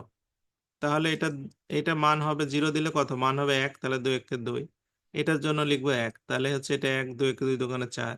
এটা দিব হচ্ছে 2, তাহলে 2 দোকানে 4 আর 8। তারপর এটা দিব 3, তাহলে কত হবে, 3, 8, 8 দোকানে 16। এরপরটা কত হবে, তাহলে 2 এর উপরে 4, তার মানে 32। হ্যাঁ, তাহলে প্যাটার্নটা একটা খেয়াল করেন, প্যাটার্নটা কিভাবে আগাচ্ছে। প্যাটার্নটা আগাচ্ছে, এই দুইটা হচ্ছে প্রথম পদ, তাহলে প্রথম পদ, আর এই দুইটা হচ্ছে কি আমাদের পার্থক্য, তাই না? পার্থক্যকে আমরা বলবো হচ্ছে রেশিও, মানে আর। আর উপরেরটা কি হচ্ছে, উপরেরটা হচ্ছে যত নম্বর পদ তার থেকে এক কম। যদি এন মানে 100 নম্বর হয় তাহলে 99, তার মানে এন হলে এন এর থেকে এক কম। এখন বলছে 10 নম্বর কত হবে, তাহলে এর মানটা কত, এখানে 2, এর মানটা হচ্ছে আমাদের 2, আর পার্থক্য হচ্ছে 2, 10 নম্বর মানে 10 মাইনাস 1, তাহলে 2 গুণন 2 পাওয়ার হচ্ছে 9। ঠিক আছে, তাহলে 2 পাওয়ার যদি আমরা হচ্ছে 5 দেই তাহলে হবে কত, 64, না 32, তাই না? 2 পাওয়ার 4 দিলে 16, 2 পাওয়ার 5 দিলে 32, তাহলে 32 আর 32 1024 হবে। 1024, তার মানে আমরা 10 নম্বর পদে যদি যাই 1024 পাবো।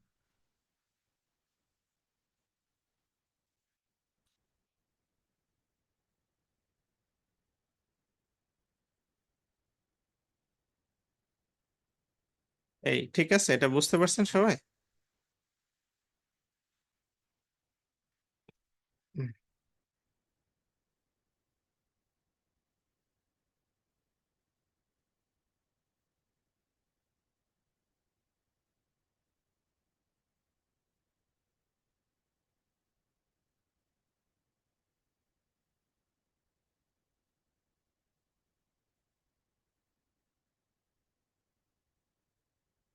আচ্ছা, নেক্সটে যাই।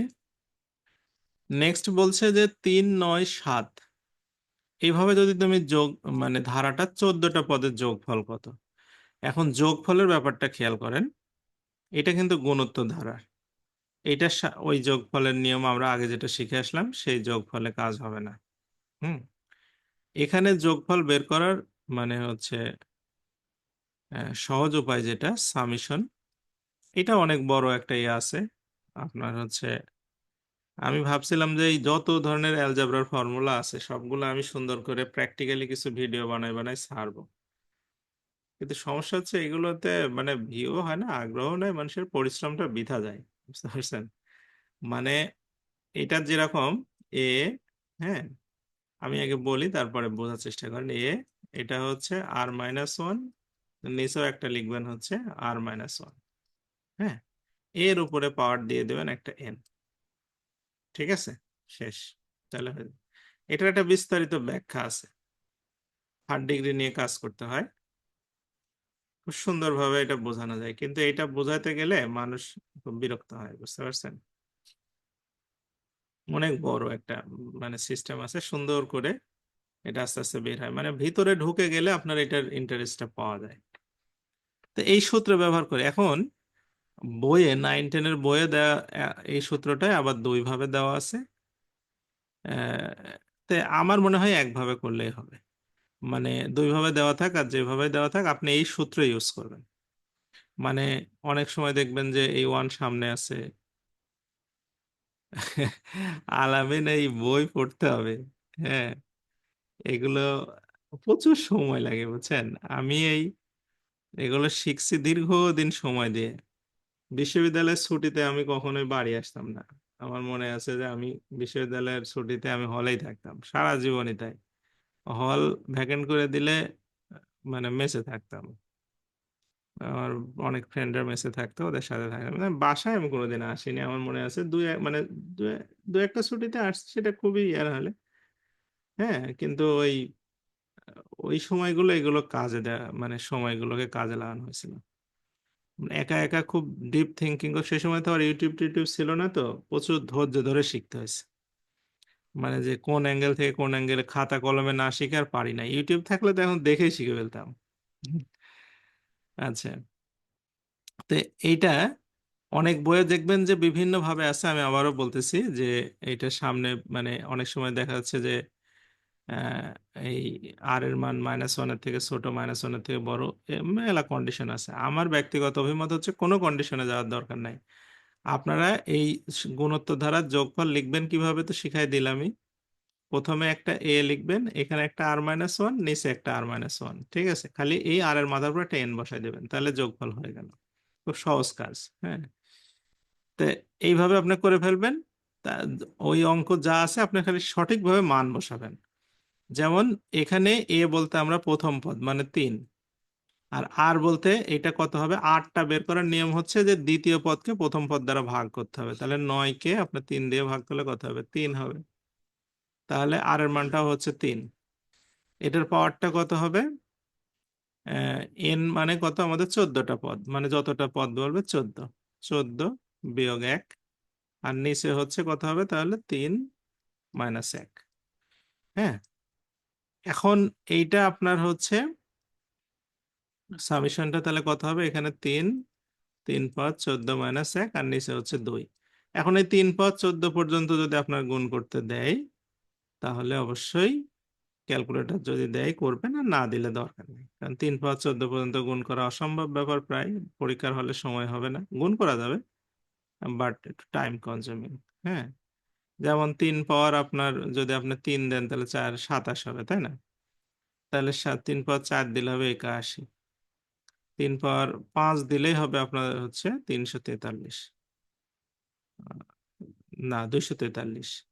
তাহলে 243, 243 আরো হচ্ছে আপনার 4 থেকে আছে, অনেক বড় হবে না? তো এইটা এইভাবে রেখে দিয়ে আসবেন। হ্যাঁ, ওই যাদের সাইন্টিফিক ক্যালকুলেটর আছে ওরা করে নেবে। আচ্ছা, এরপরে আমরা চলে আসি এই প্রশ্নটা। এই প্রশ্নটা খুবই ইম্পর্টেন্ট।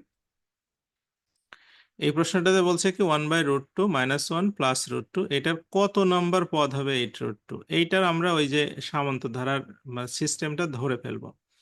কিরকম, যে এ পাওয়ার আর পাওয়ার n-1 এইটা সমান সমানই হবে 8√2, তাহলে n এর মানটা বের হয়ে যাবে, তখন যত নম্বর পদ আমরা ইজিলি পেয়ে যাব। তাহলে এখানে a এর মানটা কত, এর মানটা প্রথম পদ মানে 1 নম্বর, মানে 1/√2। হ্যাঁ, আর আর এর মানটা কত, আর এর মানটা হচ্ছে আর এর মান বের করার নিয়ম কি বললাম, যে দ্বিতীয় যেটা আছে, দ্বিতীয় আছে এখানে -1, আর প্রথমটা দিয়ে ভাগ করতে হবে, তাহলে 1/√2। তাহলে √2টা উপরে উঠে যাবে, তার মানে -√2। দ্বিতীয় পদটা হচ্ছে মানে রেশিওটা হচ্ছে -√2। তাহলে আর এর মানের জায়গায় লিখবো আমরা হচ্ছে -√2। হুম, আর কত নাম্বার পদ কে জানে, সুতরাং এটা এন এর জায়গাতেই থাকবে। এটা 8√2 আমরা লিখে নেব। ঠিক আছে, 8√2 এখানে হচ্ছে আমরা এটা।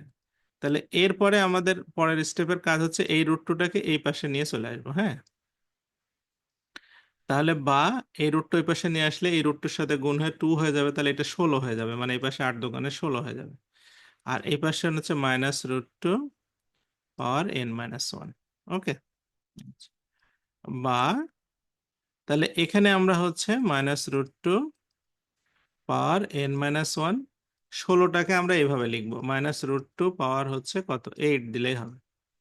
4 দিলে হচ্ছে আপনার কত হবে, হচ্ছে 8 হবে, মানে 4 দিলে মানে যদি 2 দিতাম তাহলে শুধু 2 হতো, দুইটা √2 মানে 2, আর 2 দিলে 4 হবে, আর 2 দিলে 8 হবে, আর 2 দিলে 16 হবে, মানে এরপর 8 দিলেই হবে। এখন বলতে পারেন এখানে -2 কিভাবে নিলাম, এখানে -2 নেওয়ার মুখ্য উদ্দেশ্যই হচ্ছে যে এইটার সাথে বেসটা মিলাই ফেলানো, কারণ আমার -√2 এর পরে 8 দিলেও 16 হবে, শুধু √2 এর পরে 8 দিলেও 16ই হবে। তা আমার চালাকি করে আমরা এই কাজটা করে ফেলতে পারি। এই √2 ক্যান্সেল হয়ে গেলে আপনার n-1 = 8 হয়, তাহলে n এর মানটা হবে 9। তার মানে এই 9 নম্বর পদ হচ্ছে এটা। হুম, 9 নম্বর পদ। বুঝতে পারছেন বিষয়টা কি, এটা পরীক্ষায় আসে, এটা খুবই আসে, খুব রিপিটেড প্রশ্ন, অনেক জায়গায় আসে, এটা একটু খেয়াল করবেন। আচ্ছা, এটা বলছে 8 নম্বর পদ কত হবে, এটার 8 নম্বর পদ কত হবে। তাহলে এটা আমরা এই যে এই সূত্রে বসায় দেব, আর পাওয়ার n-1, এর মানটা হচ্ছে 64, আর এর মানটা কত হবে, আর এর মান বের করার ক্ষেত্রে সতর্ক হবেন, দ্বিতীয়টাকে প্রথমটা দিয়ে ভাগ করবেন সব সময়। হ্যাঁ, তাহলে এটা উপরে 1 নিচে 2, আর এর মানটা কিন্তু হাফ, হাফ পাওয়ার এন এর মান কয়টা? 8টা, তার মানে 8 - 1। তাহলে 64 পাওয়ার 1/2 পাওয়ার হচ্ছে কত? 7।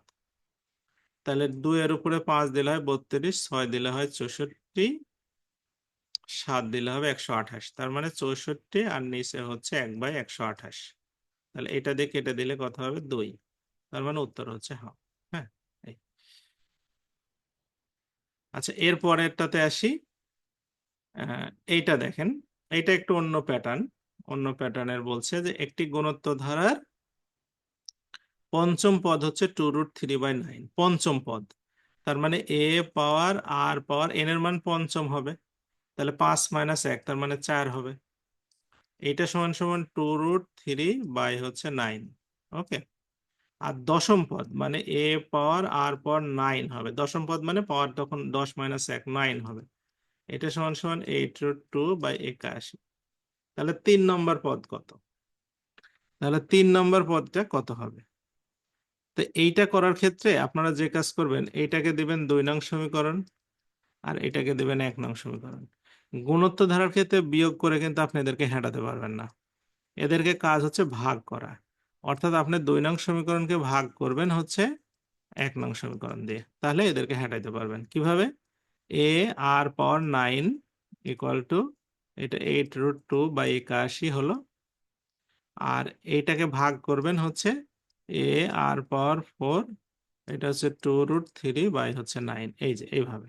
হ্যাঁ, তাহলে আপনি সহজেই হচ্ছে এই একে আর এই একে ভ্যানিশ করে দিলেন। হুম। আর আর এর থেকে 9 থেকে আপনার হচ্ছে 4 বাদ দিলে আর এর উপরে 5 থাকলো। হ্যাঁ। আচ্ছা, আর এখানে দেখেন আপনার হচ্ছে আমরা যদি এইভাবে লিখি 8√2, নিচে হচ্ছে 81, আর এটাকে উপরে যদি 9 লিখি তাহলে 2√3। তাহলে এরপরে আমাদের 9 দিয়ে এটাকে যদি আমরা কাটি তাহলে 9 হবে, তাই না? আর 2 দিয়ে যদি আমরা এটাকে কাটি তাহলে কত হবে? 4 হবে। 4 হবে। তার মানে সোজা বাংলায় বলা যায় আর পাওয়ার 5 সমান সমান হচ্ছে 4√2, আর একটা হচ্ছে কি 9√3। হ্যাঁ, ওকে। তাহলে আর পাওয়ার 5। আচ্ছা, 4 মানে কয়টা √2 আছে বলেন তো? 4 এর মধ্যে কয়টা √2 থাকে? 4টা। মানে এই যে √2 গুণন √2 গুণন √2 গুণন √2, এই 4টা গুণ করলে কত হবে? এই দুইটা মিলে 2, এই দুইটা মিলে 2, তাহলে হবে কত আপনার? 4। তার মানে এই 4 এর মধ্যে আছে 4টা √2 আর একটা √2 এখানেই আছে, তাহলে আমরা একবারে লিখবো √2 এর উপরে 5 দিয়ে দেবো। হুম। আর এখানে আছে 9টা, 9 এর মধ্যে আছে 4টা √3 আর একটা √3 এখানেই আছে, তাহলে এর মধ্যে লিখে একবারে 5 দিয়ে দেবো উপরে। হ্যাঁ, তাহলে 5 5 তুলে দিব। তাহলে আর এর মানটা হবে হচ্ছে এই সোজা বাংলা কথায় √2/3। এইটা হচ্ছে আমাদের আর এর মানটা। বুঝতে পারছেন? হ্যাঁ। হ্যাঁ, আর এর মানটা হবে √2/√3, মানে 2/3 একবারে ভিতরে লিখে ফেললাম। তাহলে আমাদের এইভাবে আমরা সহজভাবে বের করে ফেলতে পারলাম যে আর এর মানটা হচ্ছে √2/3। ঠিক আছে। আচ্ছা, এখানে লিখে রাখি আর এর মানটা হচ্ছে √2/3 এরকম। এখন আর এর মান বের করলে তো আমাদের হচ্ছে না, আমাদের লাগবে হচ্ছে আপনার এর মান, তাই না? কারণ তৃতীয় পদ বের করতে হবে, যেহেতু এর মানও লাগবে। তা আমরা পঞ্চম পদে দেখে আসছিলাম যে এ পাওয়ার আর পাওয়ার 4 সমান সমান 2√3 পাওয়ার হচ্ছে কত? 9। হুম। এ আর এর, হ্যাঁ, এখন এখানে আর এর মানটা যদি আমরা বসাই দিই তাহলে কি হবে? আর এর মানটা হচ্ছে √2, এটার ভিতরে লিখে রাখি, এটা √2/3 পাওয়ার হচ্ছে 4 সমান সমান 2√3/9। তাহলে A4 যদি চলে যায় তাহলে কত হবে? 4 যদি চলে যায় তাহলে 2 2 কেটে যাবে। হুম। মানে একটা হচ্ছে রুটের জন্য একটা 2 চলে যাবে, তাহলে এটা হবে 4/9 সমান সমান 2√3/9। আর নিচে 9 9 চলে গেল, তাহলে হচ্ছে 4টা নিচে চলে গেলে হচ্ছে 2√3/4। তার মানে এর মানটা হচ্ছে √3/2। এই এই আর এর মান জানা থাকলে আপনার সব পদই বের করতে পারবেন। আমাদের তৃতীয় পদ বের করতে বলছে। তৃতীয় পদটা হচ্ছে আর স্কোয়ার হবে, তাহলে এর মানটা √3/2 আর আর এর মানটা হচ্ছে এই 2√3 তারপর হোল স্কোয়ার। তাহলে এখানে √3/2 আর এটার স্কোয়ার রুট কেটে গেলে 2/3, সরি 2 বাই শুধু 3, 2/3। তাহলে এইটা আর এইটা ক্যান্সেল হয়ে গেল। হ্যাঁ, এই থ্রির মধ্যে আবার দুইটা রুট থ্রি আছে কিন্তু। হ্যাঁ, তাহলে আমরা যদি একটা কেটে দিই তাহলে 1/√3 এইটা হবে আমাদের উত্তর। হ্যাঁ, তো এইটা খুবই জটিল আছে, এগুলো হচ্ছে এই ক্লাস 9-10 এর অঙ্ক। এই টাইপের অঙ্ক এখন আসতেছে, এই টাইপের মানে জটিল ছাড়া এখন আর আসতেছে না। অফিস সহায়ক হোক আর যে পদেই হোক, দেখবেন যে একটু কঠিন ধাঁচের প্রশ্নই আসে। আমাদের আরো 2-3টা আছে বুঝছেন, মানে এই যে একটা আর একটা আর এই একটা আর এই একটা, 4টা অঙ্ক এখনো আছে। আজকে কি আমরা এগুলো শেষ করে দেব? এই 4টা, এই যে লগ এর একটা আছে, এইটা একটা আছে, লগ এর একটা আছে, আর এই যে অনন্ত ধারার একটা আছে, আর স্কোয়ারের একটা আছে, কিউবের একটা আছে।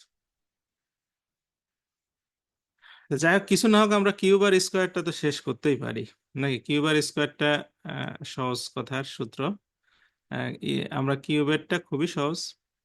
কিউবেরটা হচ্ছে যে আমরা এই সূত্র শিখে আসলাম না, n+1 / হচ্ছে 2। হ্যাঁ, এরকম একটা সূত্র শিখছি না, মনে আছে? শুধু এটার উপরে স্কোয়ার করে দিলেই হয়ে যাবে। হুম, তাহলে এখানে আমাদের হচ্ছে 1 কিউব, 2 কিউব, 3 কিউব, তাহলে এন কিউবের সূত্র কত? এটাই হচ্ছে সূত্র। হ্যাঁ, n³ = মানে এইটা। তার মানে আপনাকে যদি বলে যে ধরেন 5টা দিয়ে দিল, দিয়ে বললো বা 10টা দিয়ে দিল, বললো 1 কিউব, 2 কিউব, 3 কিউব, এইভাবে 10 নম্বর কিউব, এটা যোগ করেন, তাহলে এই সূত্রে বসায় দেবেন যে 10, এন এর মান 10, তারপরে হচ্ছে 10+1 মানে 11 বাই হচ্ছে 2 আর হচ্ছে স্কোয়ার, তাহলে এটা হবে 55। 55-এর উপর স্কোয়ার দিলে যা হয়। আচ্ছা, একটা লক্ষণীয় বিষয় হচ্ছে পার্থক্য কিন্তু অবশ্যই মাঝখানে 1 হতে হবে। 1 square, 1 cube, 2 cube, 3 cube, 4 cube, 5 cube, এভাবে যাবে। 1 কিউবের পর 5 কিউব এরম কিন্তু হলে হবে না, ওইটার কিন্তু একটা জটিলতা আছে। ওই অঙ্ক আমি আগের ব্যাচে শিখাতাম, পরে ওরা মানা করছে স্যার আর শিখবো না। হ্যাঁ, 1 কিউবের পর 3 কিউব, তারপরে আবার 5 কিউব, এরম আছে, ভেজাল আছে। ওইটার এক ভিন্ন মানে পার্ট। এই এই ক্ষেত্রে শুধু এই সূত্র তখনই প্রযোজ্য হবে যখন ব্যবধানটা 1 করে থাকবে।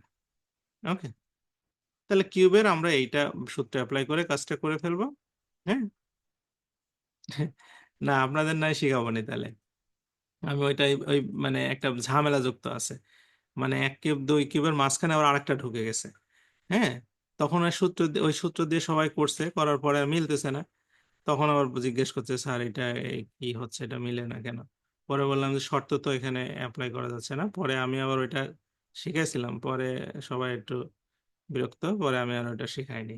ওই আমি সিলেবাস থেকে ওইটা বাদ দিয়ে দিছি। 9-10-এর অনেক অঙ্কই কিন্তু আপনাদের আমি অনেকটাই বাদ রাখছি, যেমন সুষম ষড়ভুজ টরভুজ, এগুলো কিন্তু আমি শিখাইনি। ষড়ভুজের ক্ষেত্রফল নির্ণয় এগুলো শিখাইনি, এগুলো শিখাইলে আর স্টুডেন্ট যে কটা আছে ও কটা পাওয়া যায় না। ওই জন্য আর ধরেন মানে ওগুলো শিখাইনি। ওগুলো কিন্তু মানে যদি আপনার জানা থাকে না, আপনার যে এক্সপিরিয়েন্স লেভেল হবে অন্যরকম। হ্যাঁ, মানে একটা জায়গায় গিয়ে আপনি নিজেকে প্রেজেন্ট করতে পারবেন, আপনার একটা ছাত্রের সামনে গিয়েও নিজেকে কনফিডেন্সের সাথে প্রেজেন্ট করতে পারবেন। যাই হোক, এখন যতটুকু পারা যায় এইটাতে আমরা স্কোয়ারে আসি। স্কোয়ারের সূত্রটা খুবই সহজ। এন, এটা হচ্ছে n+1 আর 2n+1, হ্যাঁ, /6। তাহলে এখানে আপনার হচ্ছে যদি ধরেন 1 থেকে 10 পর্যন্ত আপনার যোগ করতে বলে, যে 1 স্কোয়ার, 2 স্কোয়ার, 3 স্কোয়ার, এইভাবে আপনি 10 স্কোয়ার পর্যন্ত যোগ করেন, তাহলে কি করবেন? এন এর মান হচ্ছে 10, তার সাথে 11, আর 10 × 2 = 20 আর 21 ভাগ হচ্ছে 6। এটা করলে হয়ে যাবে। হ্যাঁ, মানে n+1, 2n+1 / 6। আর আমাদের যে অনন্ত ধারার দুইটা অঙ্ক থাকলো, আমি এটা আজকে আলোচনা করলে আপনার মাথায় ঢুকবে না, অনন্ত ধারা একটু জটিল বিষয় আছে। এইটা কয়েকটা পরীক্ষাতে আসছে। এখন এটার একটা কনসিকোয়েন্সটা কি এটা বোঝার খাতিরে আপনাদের আমি আগামী দিন, আর লগ মিশ্রিত একটা আছে, এই 3টা জিনিস আগামী ক্লাসে ভালো করে দেখানো যাবে, অসুবিধা নেই। আচ্ছা, এখন আমরা যদি সামান্ত ধারার একটা সামারিতে আসি, তাহলে সামান্ত ধারার আমাদের মানে টোটাল একটা সামারি যদি আমরা এক কথায় বলি, সামান্ত ধারা, গুণোত্তর ধারা, মোট সূত্র আমরা শিখলাম। প্রথমে শিখলাম যে n-তম পদ বের করার সূত্র হচ্ছে a+n-1 * d, তাই না? আর যোগফলের সূত্র শিখলাম n/2 2a+n-1d। অথবা আমরা আরো দুইটা শিখলাম যে পদ সংখ্যা বের করার ক্ষেত্রে আমরা একটা সূত্র ইউজ করতে পারি পাটিগণিতে, সেটা হচ্ছে যে শেষ পদ মাইনাস প্রথম পদ /2 +1, এটা একটা সূত্র। আর একটা সূত্র হচ্ছে যোগফল বের করার ক্ষেত্রে শেষ পদ যোগ প্রথম পদ বাই 2 গুণন পদের সংখ্যা। আর যদি 1 2 3 4 এইভাবে সিরিয়ালে যেতে থাকে স্বাভাবিক সংখ্যা, তখন আমরা যোগফল বের করবো n+1 ডিভাইডেড বাই 2। ঠিক আছে? এই সূত্রগুলো যদি আমি সমান্তর ধারার ক্ষেত্রে জানি তাহলে আমার এনাফ। গুণোত্তর ধারার ক্ষেত্রে এসে দেখলাম যে হচ্ছে n তম পদ বের করার ক্ষেত্রে a r পাওয়ার n-1, আর যোগফল বের করার ক্ষেত্রে a r পাওয়ার n তারপর -1 ডিভাইডেড বাই r-1। আর যদি আমরা স্কোয়ারের কথা বলি, স্কোয়ারের যোগফল বের করার ক্ষেত্রে স্বাভাবিক সংখ্যার স্কোয়ার বা বর্গ, শেখার ক্ষেত্রে n+1 2n+1 ডিভাইড বাই 6। আর আপনার যদি আমরা ঘনের কথা বলি তাহলে n+1 ডিভাইডেড বাই 2 টোটালটার উপর হোল স্কোয়ার। হ্যাঁ, তাহলে মোটামুটি 7-8টা সূত্র হলো, বেশি তো না, না?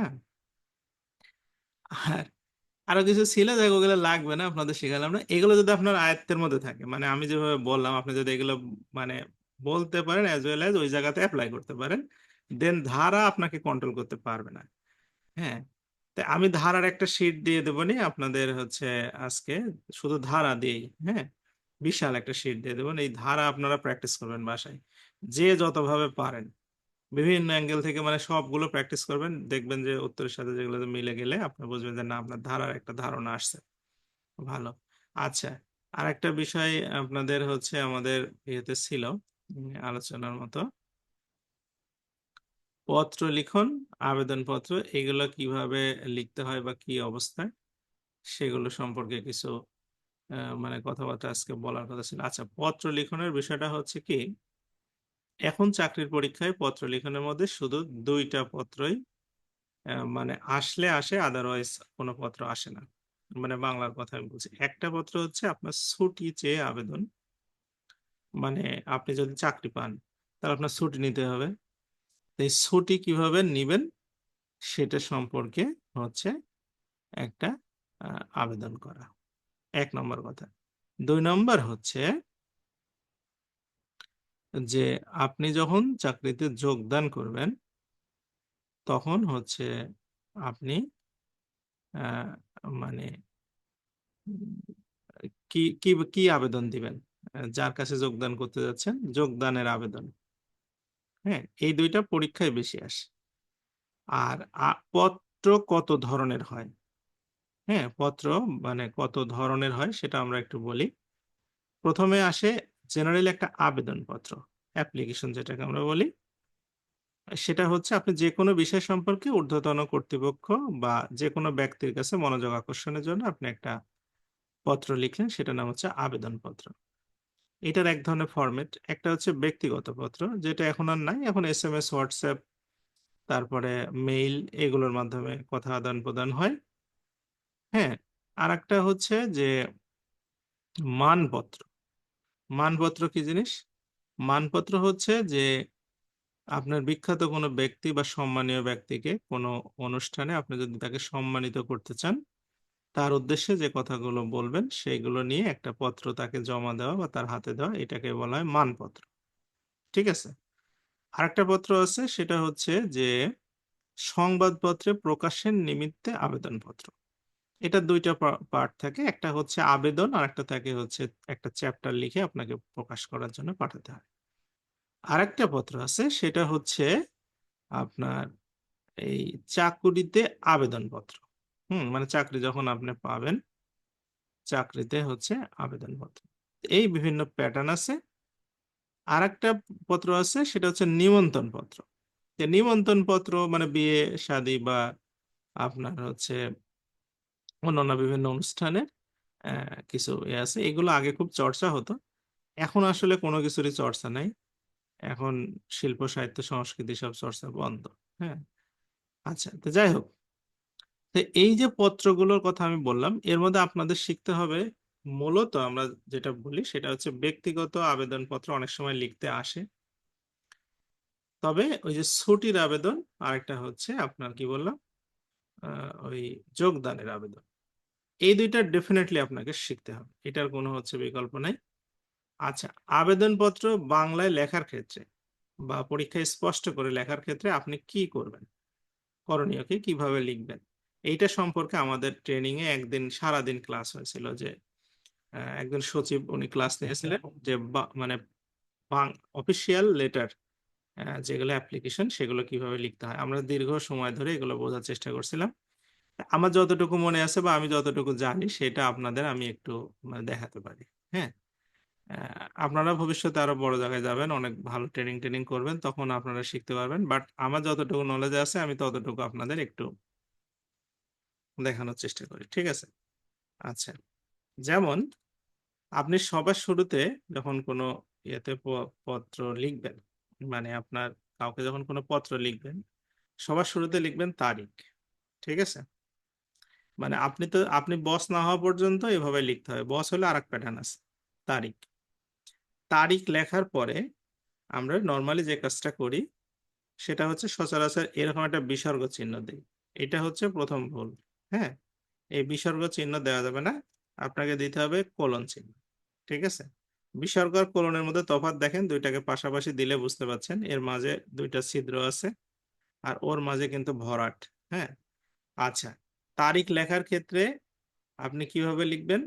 তারিখ লেখার 3-4টা প্যাটার্ন আছে। ধরেন আমি যদি আজকের তারিখটা লিখি, যেমন 14 মে 2025 খ্রিস্টাব্দ, এইভাবে। হুম, খ্রিস্টাব্দ কিন্তু এইভাবে না, এইভাবে না। হ্যাঁ, মানে কোলন দিয়ে না, খ্রিস্টাব্দ হচ্ছে এইভাবে। বুঝছেন? হ্যাঁ, অথবা আপনি যদি লেখেন এইভাবে, এভাবে লিখলেও ভুল হয় না। তবে এখন এখন সবাই পছন্দ করে এইভাবে, মানে ডট দিয়ে। ঠিক আছে? অফিসিয়ালি ডট দিয়ে লেখা হয়। ক্লিয়ার বিষয়টা কি? কোনো সময়ই কিন্তু আপনি হচ্ছে এই এটা লিখবেন না যে ইং, এটা লিখবেন না, এটা একদমই রং। হ্যাঁ, এটা লিখতে হবে হচ্ছে থ্রি খ্রিস্টাব্দ। ওকে, এটা একটা প্যাটার্ন। আরটা লিখতে পারেন আপনার 14/05/2025। এখানে আপনার খি না লিখলেও হচ্ছে, কোনো অসুবিধা নেই এই প্যাটার্নে লিখলে। অথবা আপনি হচ্ছে আরেকটা প্যাটার্ন লিখতে পারেন কি, 14/05/2025। ওকে, যে কোনো ভাবে এটা আপনি লিখতে পারেন। তবে আমার হিসাবে সবচেয়ে হচ্ছে বেটার হয় এইভাবে লেখা। লেখার পরে আপনি পরে আসবেন হচ্ছে বরাবর একটা অবশ্যই কমা দিবেন। হ্যাঁ, কমা দেওয়ার পরে আপনি যার বরাবর লিখতেছেন তার সম্পর্কে লিখবেন, নাম লেখার খুব একটা দরকার নেই। হ্যাঁ, তার পদ লিখলেই হবে। যেমন আপনি মন্ত্রণালয়ে যোগদান করতে যাচ্ছেন, ধরেন একটা অফিস সহকারী পদে মন্ত্রণালয়ে, তখন আপনি লিখবেন বরাবর সচিব। হ্যাঁ, যে মন্ত্রণালয়ে যাবেন, যেমন হচ্ছে আমরা যদি বলি মাধ্যমিক ও উচ্চ শিক্ষা বিভাগ। হ্যাঁ, হলো। আর যদি আপনি অধিদপ্তরে যান, অধিদপ্তরে গেলে আপনি আগে জেনে নেবেন যে আপনি কার কাছে যোগদান পত্র দিবেন। ঠিক আছে? যদি অধিদপ্তরে যান তাহলে কিন্তু সচিব হবে না, তখন হবে কি, মহাপরিচালক। ঠিক আছে? বা আপনি যদি কোনো যে প্রতিষ্ঠানে যান, ধরেন ডিসি অফিসে যোগদান গেছেন, তাহলে এখানে হবে কি, জেলা প্রশাসক নাকি, জেলা প্রশাসক। এনএসআই তে গেলে ওখানের কাজ জেনে নেবেন, এনএসআই এর হচ্ছে কার কাছে আপনার যোগদান করতে হবে। এনএসআই এর অনেক সময় যুগ্ম পরিচালক অথবা পরিচালক। হ্যাঁ, তো কার কাছে যোগদান করতে আপনি গেছেন, আপনার যেদিন মানে যোগদান ওই করার চিঠিতে লেখা থাকবে যে আপনি অমুক উপপরিচালকের নিকট যোগদান করবেন বা অমুক পরিচালকের নিকট যোগদান করবেন। বুঝতে পারছেন? ওইটা আপনার অ্যাপ্লিকেশন এ লেখা থাকবে, মানে আপনার যে চিঠির নিয়োগপত্র দেবেন আপনাকে ওখানেই লেখা থাকবে। ওইটা দেখে আপনি অ্যাপ্লিকেশন রেডি করবেন। হুম, যেমন ধরেন আমাদের যারা পুলিশে যোগদান করে তারা স্বরাষ্ট্র মন্ত্রণালয়ে যোগদান করতে হয়। আমরা যারা যোগদান করি আমাদের শিক্ষা মন্ত্রণালয়ে যোগদান করতে হয়। মানে আমাদের অধ্যক্ষর অধীনে যোগদান করে শিক্ষা মন্ত্রণালয়ে যেতে হয়। আবার যারা ধরেন প্রশাসনে, তাদের হচ্ছে মানে জেলা প্রশাসকের কাছে যোগদান করতে হয়। যাক, বিভিন্ন ধরনের প্যাটার্ন আছে। তা আপনারা যখন যেখানে যাবেন ওখানকার প্যাটার্ন অনুসারে এটা লিখবেন। আচ্ছা, লেখার পরে এরপরে কি করণীয়? এরপরে হচ্ছে ওনার ডেজিগনেশন লিখলেন, লেখার পরে বিষয়। হুম, বিষয় কি, যে আপনি যে পদে যোগদান করতে চাচ্ছেন, যেমন হচ্ছে যদি বলা হয় উচ্চমান সহকারী পদে যোগদানের জন্য আবেদন। হুম, যোগদানের জন্য কি আবেদন। আবেদন যথেষ্ট, আবেদন পত্র লেখার কোনো দরকার নেই। উচ্চমান সহকারী পদে যোগদানের জন্য আবেদন। হুম। এরপরে এখানে কি লিখতে হবে বলেন তো, এরপরে দেখি আপনাদের আইডিয়া কি, এরপরে কি লিখবো।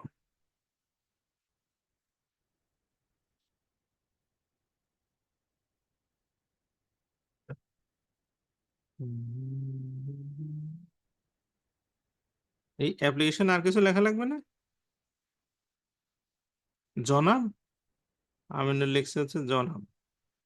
হুম, আচ্ছা, সুন্দর কথা, জনাব। হ্যাঁ, এই জনাব লেখা বাদ দিতে হবে, এটা একেবারেই মানে বর্জনীয়। জনাব শব্দটা হচ্ছে ফার্সি, ফার্সি একটা শব্দ। এই শব্দটা মানে উর্দুতে ব্যবহার করা হয়।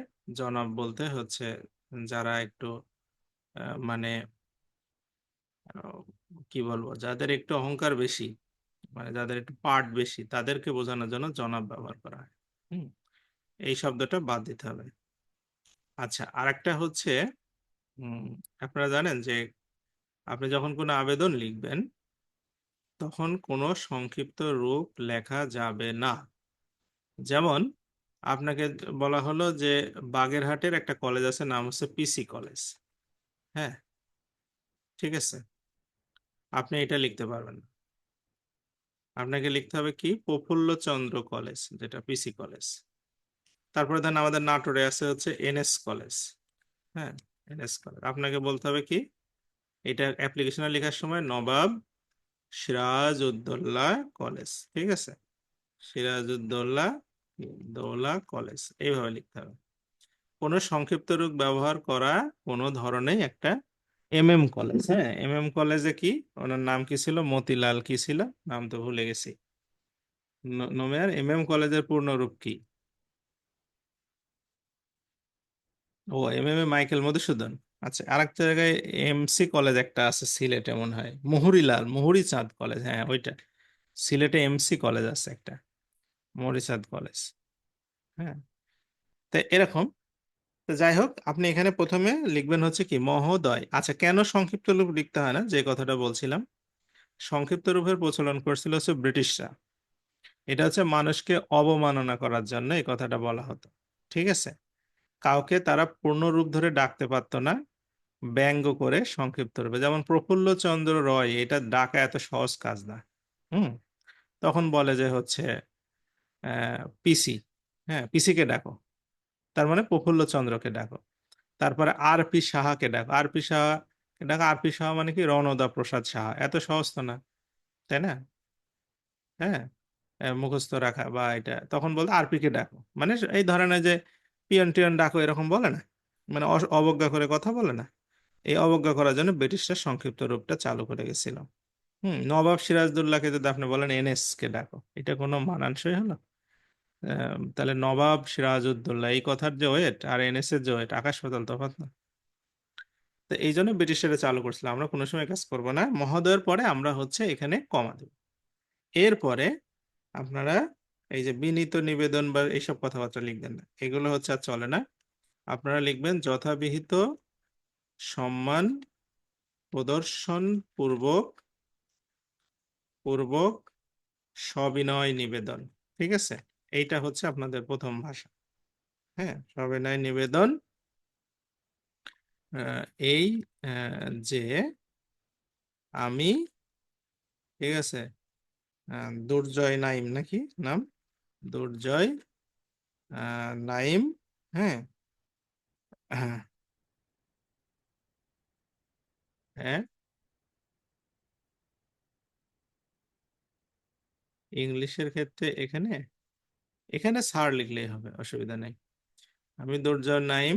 হ্যাঁ, হচ্ছে এই আপনার অধীনস্থ, আপনার অধীনস্থ দপ্তরে,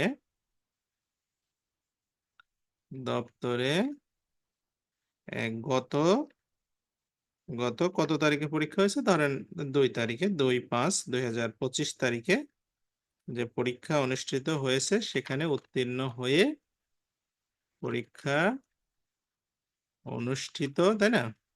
অনুষ্ঠিত, অনুষ্ঠিত বানানো ভুল হলো না, অনুষ্ঠিত হয়েছে, সেখানে আমি নিয়োগ লাভের উত্তীর্ণ হয়ে, সেখানে আমি উত্তীর্ণ হয়ে নিয়োগ লাভের প্রাপ্ত সুপারিশ প্রাপ্ত হয়েছি। ঠিক আছে। আচ্ছা, উক্ত উক্ত পদে যোগদানের যোগদানের নিমিত্তে যোগদানের নিমিত্তে আমার প্রয়োজনীয় প্রয়োজনীয় প্রয়োজনীয় কাগজপত্র আপনার সদয় অবগতি এবং কার্যার্থে কার্যার্থে কি করলাম, জমা কার্যার্থে হচ্ছে আপনার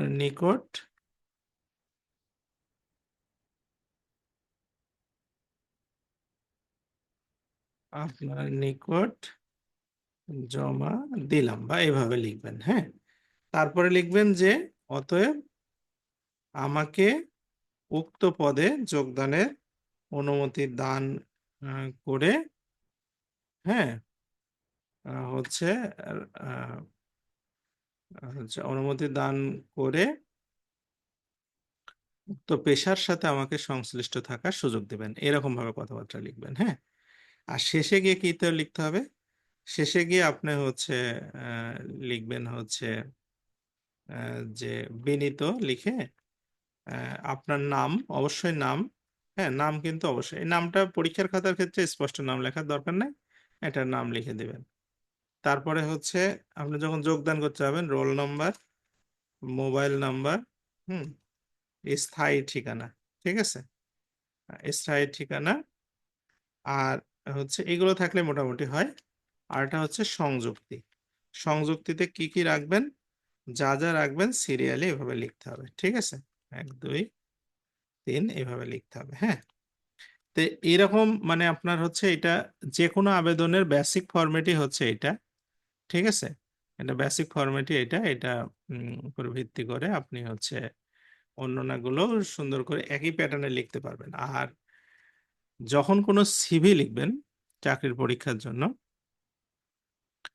তখন জাস্ট শুধু আপনার এই জায়গাতে যে লিখবেন যে আপনার এই পদে নিয়োগ লাভের জন্য আমি আমার যোগ্যতা সহ প্রয়োজনীয় তথ্যাদি নিম্নে মানে নিম্নবর্তী তথ্যাদি আপনার নিকট পেশ করলাম, হুম, অথবা আপনার নিকট আপনার জ্ঞাতার্থে পেশ করলাম, একই কথা। লেখার পরে সিভিতে আপনি কি কি লিখবেন, সিভিতে লিখবেন আপনার নাম, প্রথমে আপনার নাম, হ্যাঁ, দ্বিতীয় নম্বরে যেটা লিখবেন সেটা আপনার মানে বাবা মার নাম, দুজনের নামটা লিখবেন। তৃতীয় নম্বরে এসে আপনার লিখবেন বয়স, বয়স বলতে আপনার জন্ম তারিখ, হ্যাঁ, মানে জন্ম তারিখ মানে চাকরির ক্ষেত্রে এটা খুব ইম্পর্টেন্ট। চতুর্থ নম্বরে আপনি আপনার স্থায়ী ঠিকানা দিয়ে দিবেন। পঞ্চম নম্বরে গিয়ে আপনার দিবেন আপনি যদি কোনো এক্সট্রা কারিকুলার কিছু জানেন, ধরেন আপনি ড্রাইভিং জানেন, হ্যাঁ, অথবা আপনি ভালো ইন্টারনেটের কাজ জানেন, অথবা আপনি ভালো মনে করেন যে আপনার ফটোকপি মেশিন চালাতে পারেন, এরকম যে তথ্যাবলী কোনো চাকরির ক্ষেত্রে যদি সিভি দেন সেভাবে দিবেন। মানে টেকনিক্যাল আপনার কি কি নলেজ আছে সেগুলো দিবেন। দেওয়ার পরে আপনি চলে আসবেন হচ্ছে শিক্ষাগত যোগ্যতা, সবার শুরুতে যেটা সর্বশেষ যোগ্যতা সেটা দিবেন, মানে আপনি অনার্স অথবা মাস্টার্স, এটা প্রথমে, তারপরে এইচএসসি, তারপরে আহ, মানে এসএসসি, তারপরে জেএসসি পিএসসি যদি থাকে সেগুলো। আচ্ছা, তারপরে আপনার এর আগে দিবেন হচ্ছে যদি কোনো প্রশিক্ষণ থাকে, আপনার কোনো প্রশিক্ষণ নিয়ে থাকেন সেটা অবশ্যই শুরুর দিকে দিবেন, মানে এক্সট্রা কারিকুলারের কাছাকাছি প্রশিক্ষণগুলো দিবেন। হ্যাঁ। আর যেসব জিনিস দিবেন না সিভির মধ্যে, সেগুলোর মধ্যে যেমন আপনার হচ্ছে অনেক সময় দেওয়া এরকম দেয় যে আমার হবি কি। আপনার হবি জেনে ওরা কি করবে? আপনি মাছ ধরতে পছন্দ করেন, এতে কোনো যায় আসে? চাকরির ক্ষেত্রে কোনো যায় আসে? এগুলো কোনো ম্যাটার করে না। তারপরে হচ্ছে অনেক সময় দেয় হচ্ছে আপনার দেয় বৈবাহিক অবস্থা, বিবাহিত না অবিবাহিত, এটা জিজ্ঞেস না করলে বলা খুব একটা জরুরি কিছু না। তারপরে অনেকেই দেয় হচ্ছে আপনার এমন এমন কিছু দিয়ে রাখছে, ধরেন যেগুলো প্রিয় খাবার, এগুলো দিয়ে, এগুলোর দরকার নাই। এগুলো তো তারা আপনার কাছ থেকে জানতে চায়নি। ঠিক আছে। তো এই আবেদনগুলোর মানে আপনার যখন হাতে লেখেন বা টাইপিং এ লেখেন, যেখানে লেখেন না কেন অবশ্যই এই প্যাটার্ন ফলো করে লিখবেন, তাহলে কোনো ধরনের সমস্যা হবে না। ঠিক আছে। এগুলো লিখে ফেলবেন। আমি হচ্ছে আপনাদের আগামী এই ক্লাসে ভাব সম্প্রসারণ সারাংশ এইভাবে এগুলো কিভাবে লিখতে হয় পড়তে হয় সেগুলো একটু দেখাবো। আর হচ্ছে ধারাটা অল্প একটু থাকলো আপনাদের। আমি এই লসাগু গসাগুটা হয়তো করাতে পারি। হ্যাঁ। আর নতুন একটা ব্যাচ আমরা রান করে ফেলবো অল্প কিছুদিনের মধ্যে। সমীকরণ ওই ওই ব্যাচের শুরুতেই সমীকরণ পড়াবো। সমীকরণ 3 দিন 4 দিন, 3 দিন ওদের সমীকরণই পড়াবো শুরুতে। তো সমীকরণটা ভালো করে শেষ করে তারপর উপপাদ্যটা ওদের শেষ করে তারপরে আমরা লাভ ক্ষতিটাতে এগুলোতে আমরা তখন যাব। আর ইন দা মিন টাইম দেখি আরো 2-1 দিন সময় হাতে পাবো। হ্যাঁ। আর আমি দেখি লেকচার শিট রাত্রে আস্তে ধীরে করে আপনাদের শেয়ার করে দেবো। তবে আপনারা এই ধারার অঙ্কগুলো করেন, এখন এগুলো কিন্তু খুব আসতেছে। হ্যাঁ। এগুলো ভালো করে পড়তে হবে। তো ঠিক আছে।